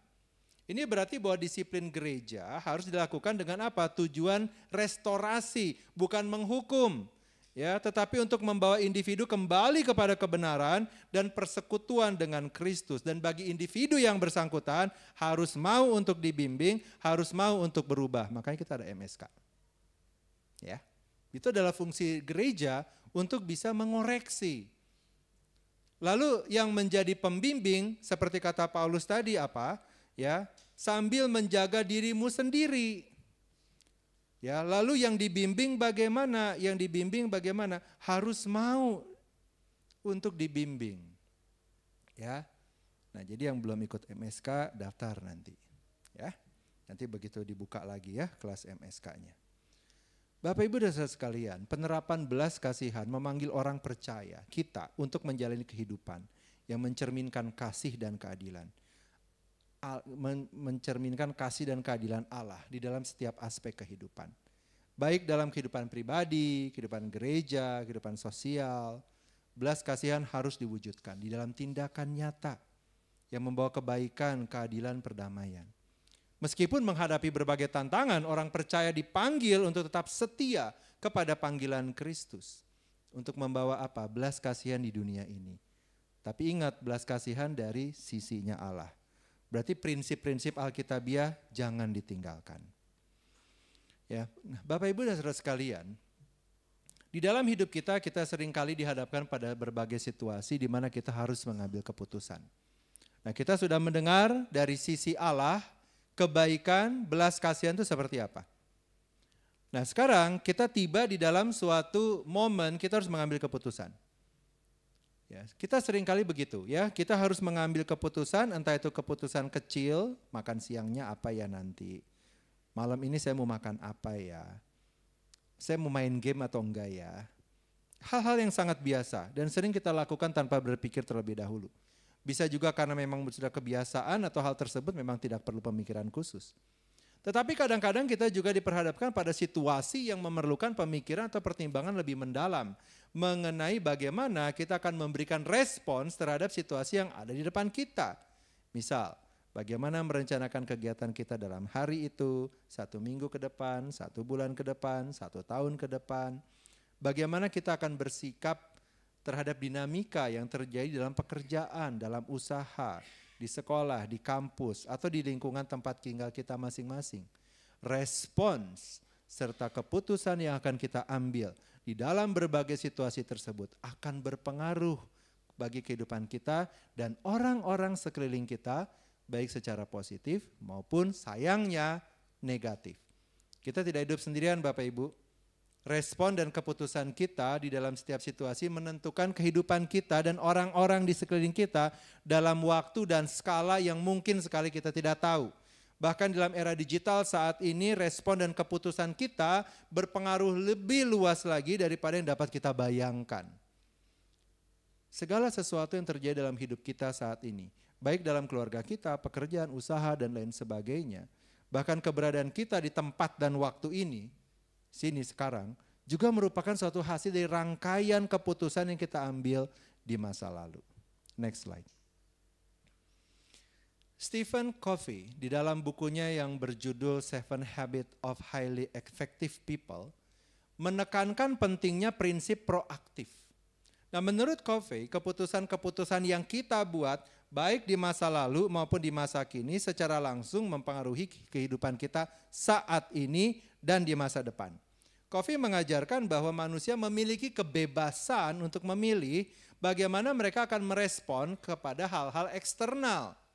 Covey menegaskan bahwa dengan kesadaran dan kebebasan memilih kita dapat menentukan arah hidup kita di masa depan, terlepas apa yang terjadi di masa lalu. Keputusan kita saat ini, ya, jika dibuat dengan penuh kesadaran dan berdasarkan prinsip yang benar, akan membawa kita menuju hasil yang lebih baik di masa depan. Dengan demikian, kita tidak bisa bersembunyi di balik kata-kata begini, saya emang begitu orangnya. Ini memang sifat saya, dan kata-kata menghindar lainnya. Apapun yang kita lakukan adalah pilihan kita. Adalah pilihan kita untuk berbelas kasihan kepada orang lain sesuai dengan perspektif dan standarnya Allah yang kita udah pelajari tadi. Juga adalah pilihan untuk kita tidak berbelas kasihan kepada orang lain. Perhatikan, hati-hati, apapun pilihan yang kita ambil, kita tidak bisa lepas dari konsekuensi logis yang akan mengikuti tindakan kita. Entah konsekuensi itu terjadi dalam masa hidup kita dan kita tahu, atau terjadi dalam masa hidup kita tapi kita nggak tahu. Misalkan kita menyakiti orang lain, kita nggak tahu dia gimana berikutnya, kita nggak tahu. Atau konsekuensi tersebut yang mengerikannya apa? Terjadi kepada kita dalam kekekalan, nggak bisa diperbaiki lagi. Nah, oleh karena itu Bapak Ibu Saudara sekalian, kita sudah belajar nih, belas kasihan Allah itu dicurahkan kepada manusia yang tidak layak menerima belas kasihan. Belas kasihan Allah dicurahkan kepada manusia yang seharusnya binasa, itu seperti apa belas kasihan Tuhan. Maka kita menerima kebenaran itu dengan kerendahan hati, kita memberikan respons yang benar. Allah telah begitu bermurah hati kepada saya, telah begitu berbelas kasih kepada saya, walaupun saya ditegur, kadang gak enak ditegur karena memang teguran ketika diberikan itu tidak mendatangkan sukacita melainkan duka cita. Tetapi itu membawa kepada hasil yang baik. Maka saya pun juga harus berbelas kasihan kepada orang lain. Nah, sebelum saya menutup khotbah ini ada sebuah lagu yang baik sekali untuk kita dapat renungkan makna dan liriknya. Ya. Nah, ini lagunya dalam bahasa Inggris ya, tapi sudah saya coba terjemahkan sebisanya saya. Sayangnya tulisannya terlalu kecil begitu ya. Mungkin harusnya saya kasih tulisan yang lebih gede ya. Nah, ini judulnya adalah Yet Not I, But Through Christ in Me. Nah, kalau Bapak Ibu bisa melihat tulisannya ya, walaupun agak kecil tulisan bahasa Indonesianya ya. Coba direnungkan. Bagaimana Allah itu sudah memberikan anugerah kepada kita. Bagaimana Allah itu berbelas kasihan kepada kita. Renungkan kata-katanya. Ini memang bukan Tuhan yang langsung berbicara, bukan. Tetapi Tuhan memberikan hikmat. Untuk orang-orang tertentu bisa menangkap belas kasihan Allah itu seperti apa. Dituangkan dalam sebuah lagu sehingga kita yang mendengarkan, kita bisa menyadari bagaimana Allah berbelas kasihan kepada kita.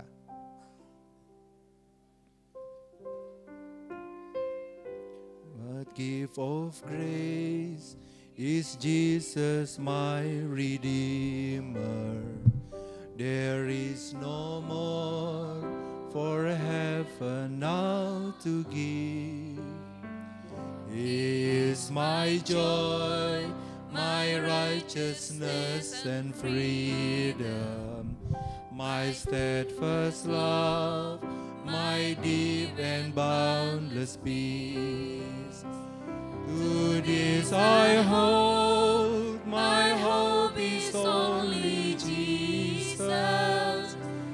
For my life is wholly bound to His.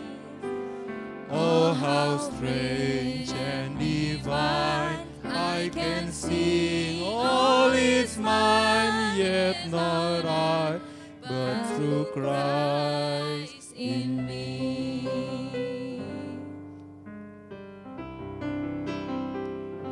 The night is dark, but I am not forsaken, for by my side the Savior He will stay. I labor on in weakness and rejoicing, for in my need His power is displayed.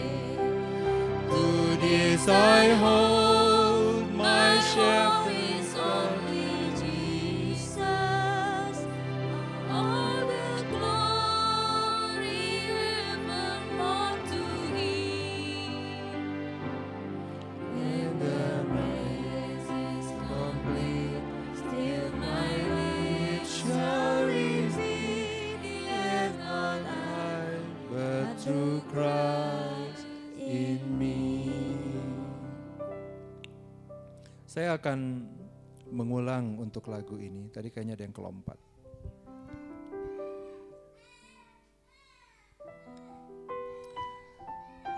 Boleh tolong ditampilkan kembali di slide 14.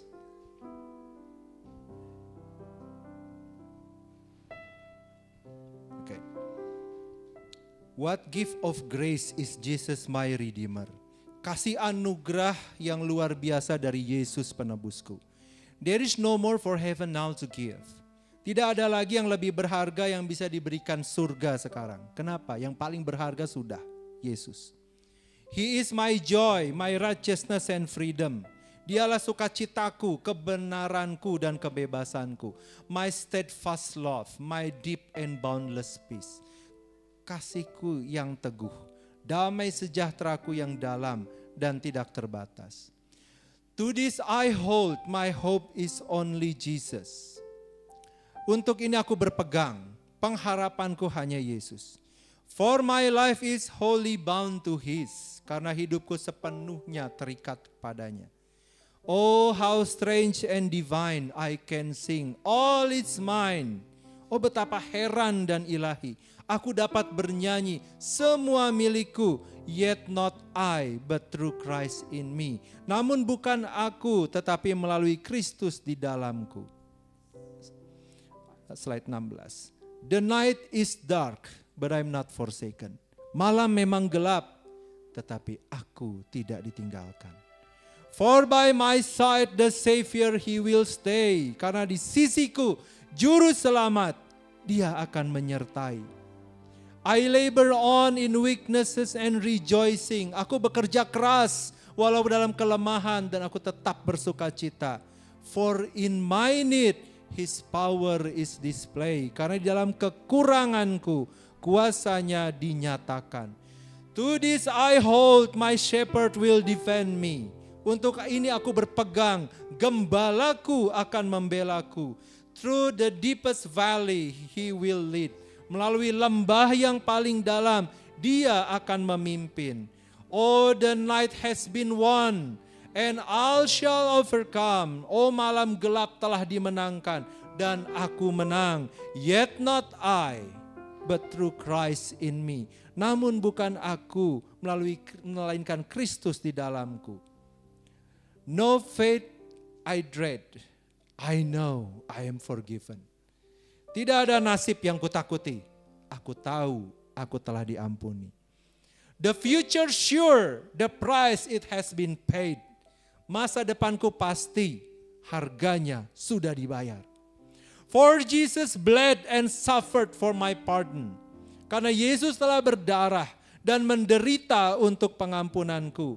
And he was raised to overthrow the grave. Dan ia dibangkitkan untuk menggulingkan kubur. To this I hold, my sin has been defeated. Untuk hal ini aku pegang, dosaku telah dikalahkan. Jesus now and ever is my plea. Yesus sekarang dan selamanya adalah pokok doaku. Oh, the chains are released. I can sing, I am free. Belenggu telah dilepaskan. Aku bisa bernyanyi. Aku bebas. Yet not I, but through Christ in me. Namun bukan aku, melainkan Kristus di dalamku. With every breath I long to follow Jesus. Dengan setiap tarikan nafas aku rindu untuk mengikut Yesus. For he had said that he will bring me home. Karena ia telah berkata bahwa ia akan membawaku pulang. And day by day I know he will renew me. Dan hari demi hari aku tahu dia akan memperbaharuiku. Until I stand with joy before the throne. Sampai aku berdiri dalam suatu sukacita di hadapan tahtanya. To this I hold, my hope is only Jesus. Untuk ini aku berpegang, pengharapanku hanyalah Yesus. All the glory evermore to him. Segala kemuliaan hanya bagi dia.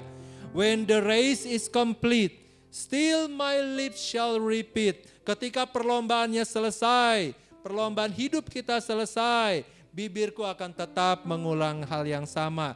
Yet not I, but through Christ in me. Ya, bukan aku tetapi oleh Kristus di dalamku.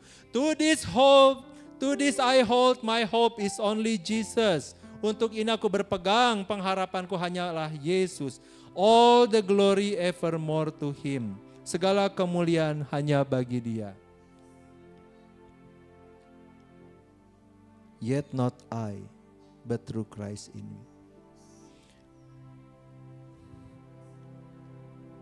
When the race is complete, still my lips shall repeat. Ketika perlombaan telah selesai, bibirku akan tetap mengulang. Yet not I, but through Christ in me. Bukan aku lagi, melainkan Kristus di dalamku. Yet not I, but through Christ in me. Bukan aku, melainkan Kristus di dalamku. Yet not I, but through Christ in me. Next slide. Jangan salah Bapak Ibu. Kita akan menuai apa yang kita tabur. Ya. Dari lagu tersebut kita bisa melihat betapa besar belas kasih Allah yang telah dicurahkan kepada kita, sekalipun ketika kita masih bergumul dalam dosa, masih bergumul dalam kedagingan kita. Belas kasihan Allah yang begitu besar bagi kita, sementara kita sebenarnya layak dimurkai Allah atas setiap pelanggaran dan dosa kita. Nah sekarang setelah kita mengetahui dan menyadari betapa besar kasih Allah bagi setiap kita, sekarang kita melihat mereka yang di sekeliling kita yang belum mengenal Allah, yang belum mengetahui bahwa terdapat kasih yang begitu besar bagi mereka, yang belum mengetahui bahwa terdapat jalan keluar dari belenggu dosa mereka, terdapat juru selamat bagi mereka, juru selamat, jalan keluar, kasih yang begitu besar, yang sama yang telah kita dapatkan secara cuma-cuma. Apakah kita akan membiarkan mereka binasa di dalam ketidaktahuan mereka? Apakah kita akan membiarkan mereka terhilang dan menerima kematian kekal? Bagaimana kalau mereka itu kita? Terhilang, binasa di dalam kematian kekal. Karena mereka tidak tahu. Karena tidak ada yang berbelas kasih untuk mengabarkan kabar baik. Tidak ada yang berbelas kasihan untuk menyatakan terang Kristus. Bapak, Ibu dan saudara-saudari, benih belas kasihan yang telah kita dapatkan dari Allah melalui penebusan Kristus Yesus, yang kemudian kita tabur atau kita tidak tabur, akan kita tuai. Dengan demikian tanya pada diri kita sendiri dan jawab dengan jujur kepada diri kita sendiri.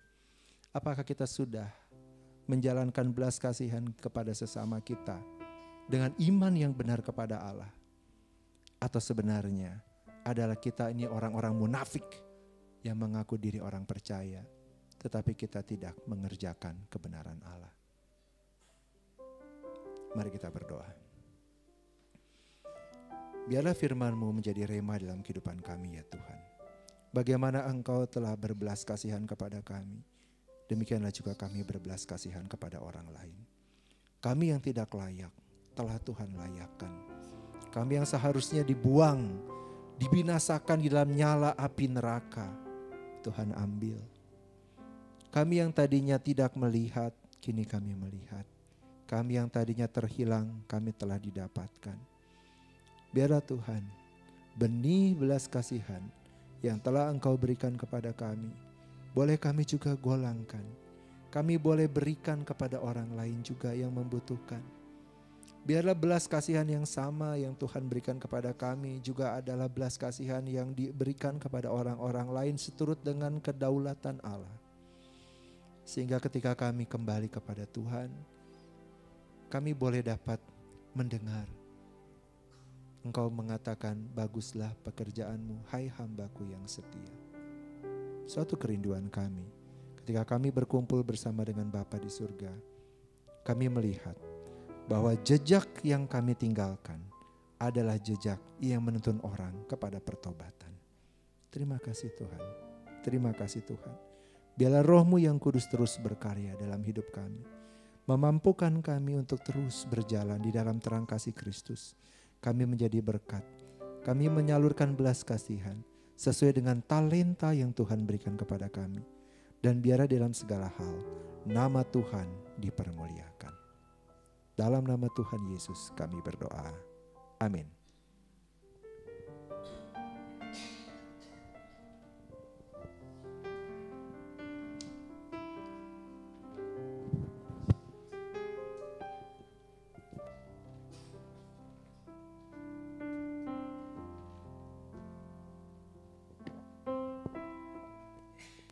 Puji Tuhan, kita sudah menerima berkat yang luar biasa hari ini lewat firman Tuhan. Biarlah kita memiliki belas kasihan seperti hatinya Yesus. Dan belas kasihan yang terbesar adalah melihat mereka yang mau binasa di dalam dosa. Itulah belas kasihan yang paling besar.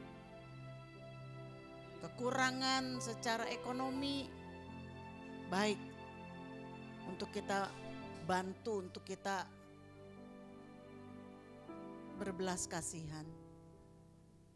Kekurangan sukacita, kesepian, kesendirian baik untuk kita berikan juga belas kasihan.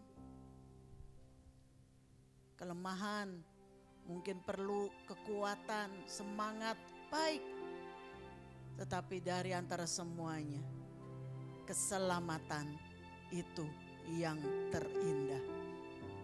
Dan itulah biar kita mau jadi saksi bagi mereka, mewartakan nama Yesus bagi mereka melalui perbuatan kita.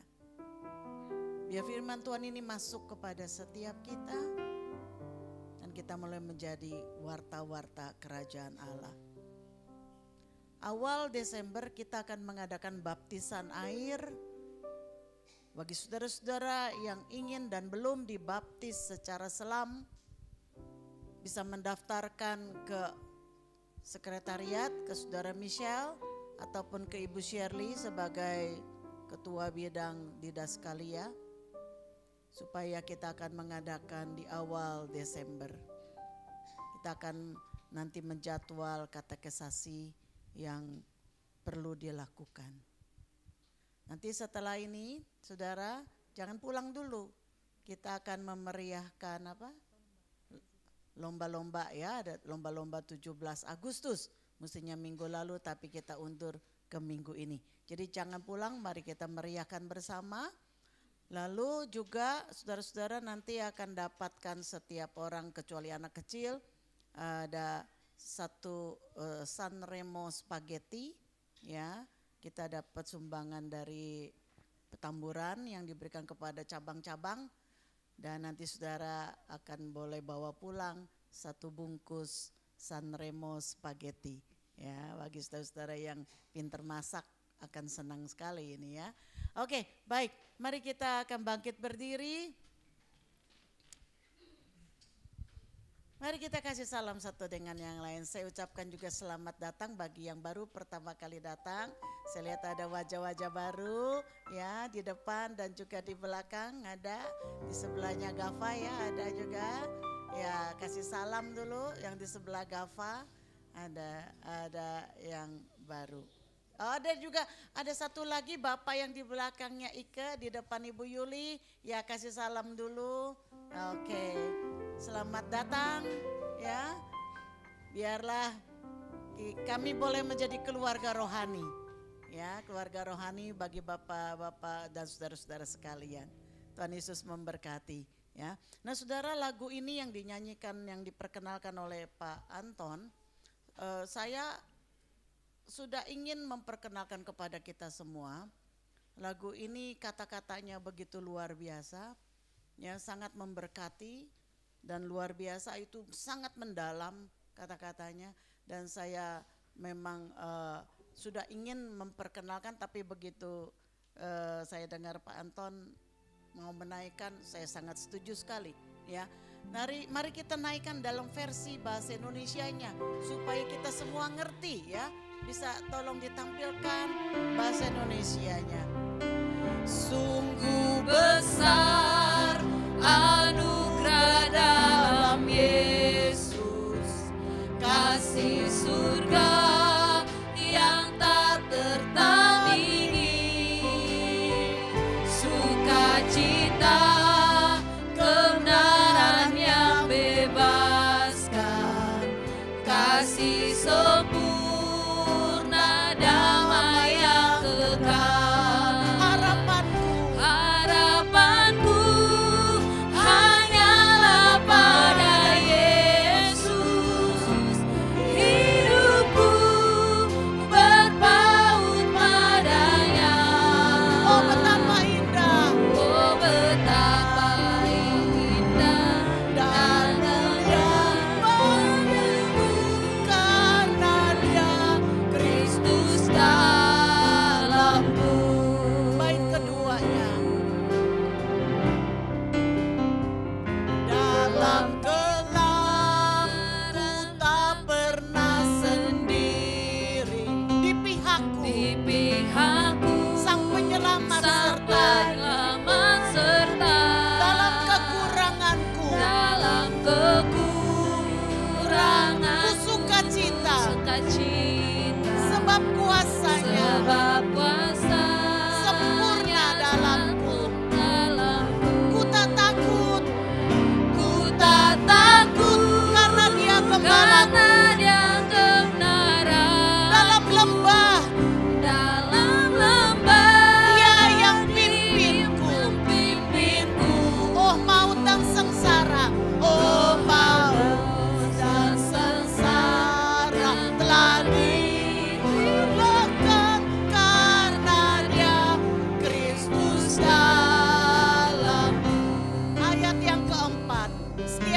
nafasku, ku mau serta Yesus. Setiap nafasku, Ku mau ku mau serta serta Yesus. janjinya yang membuatku Janjinya teguh. yang membuatku teguh.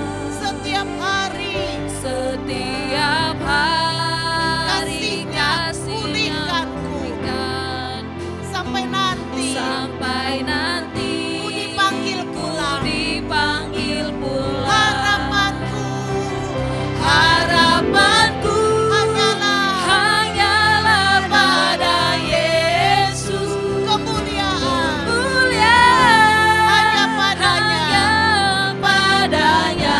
Saat usai nanti, Saat usai nanti kan terus bernyanyi karena Dia Kristus dalam harapanku harapanku hanyalah pada Yesus. kemuliaan Hanya padanya. saat usai nanti. Saat usai nanti Bukan terus bernyanyi karena Dia Yesus dalamku. karena Dia Kristus dalamku. Karena Dia Kristus dalamku.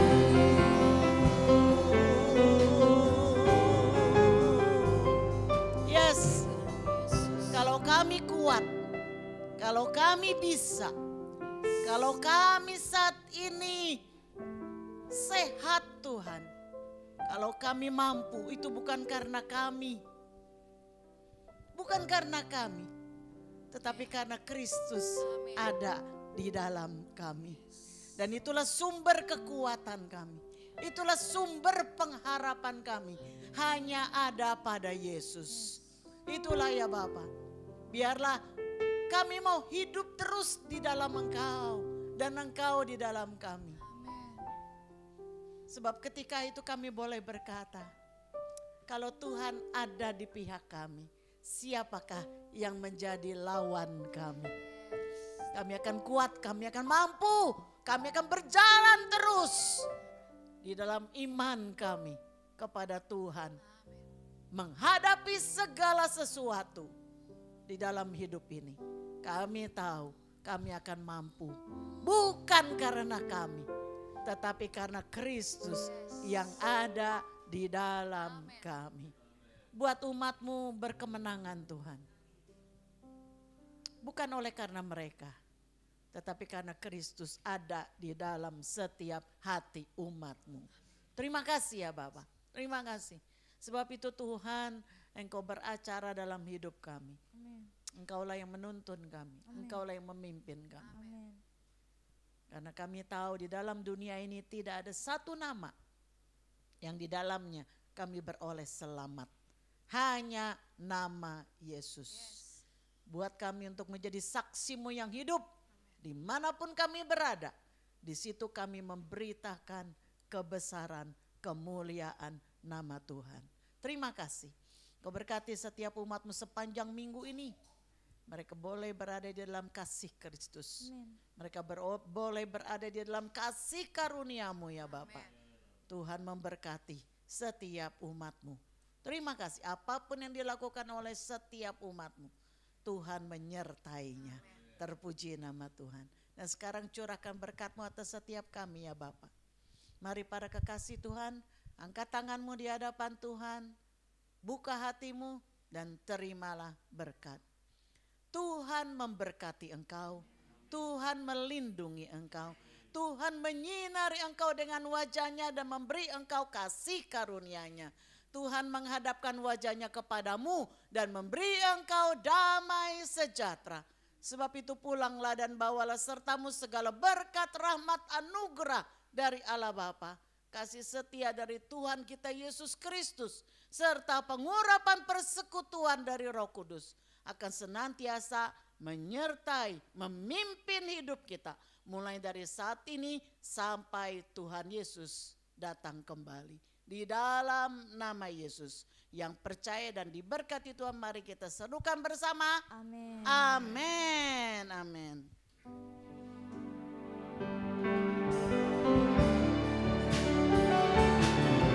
Urapilah kami Tuhan,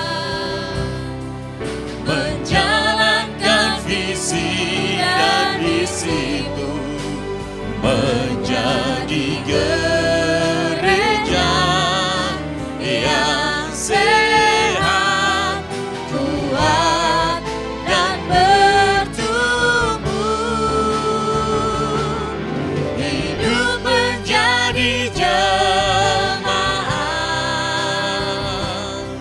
yang berkenan kepada Allah, menjadi jemaat yang berfungsi sebagai garam dan terang dunia. Bagai kami Tuhan, GBI Gading Serpong, untuk menggenapi rencanamu, untuk menggenapi rencanamu, untuk menggenapi rencanamu.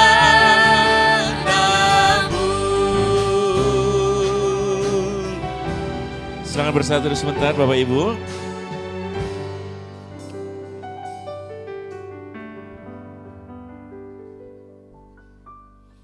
Selamat pulang, jangan pulang dulu yuk, selamat pulang. Jangan pulang dulu, kita mau lanjut lomba, tapi sebelum lomba kita boleh makan dulu di bawah, ya gitu ya Cek ya. Jadi sebelum lomba kita makan siang dulu. Terima kasih, Tuhan Yesus memberkati.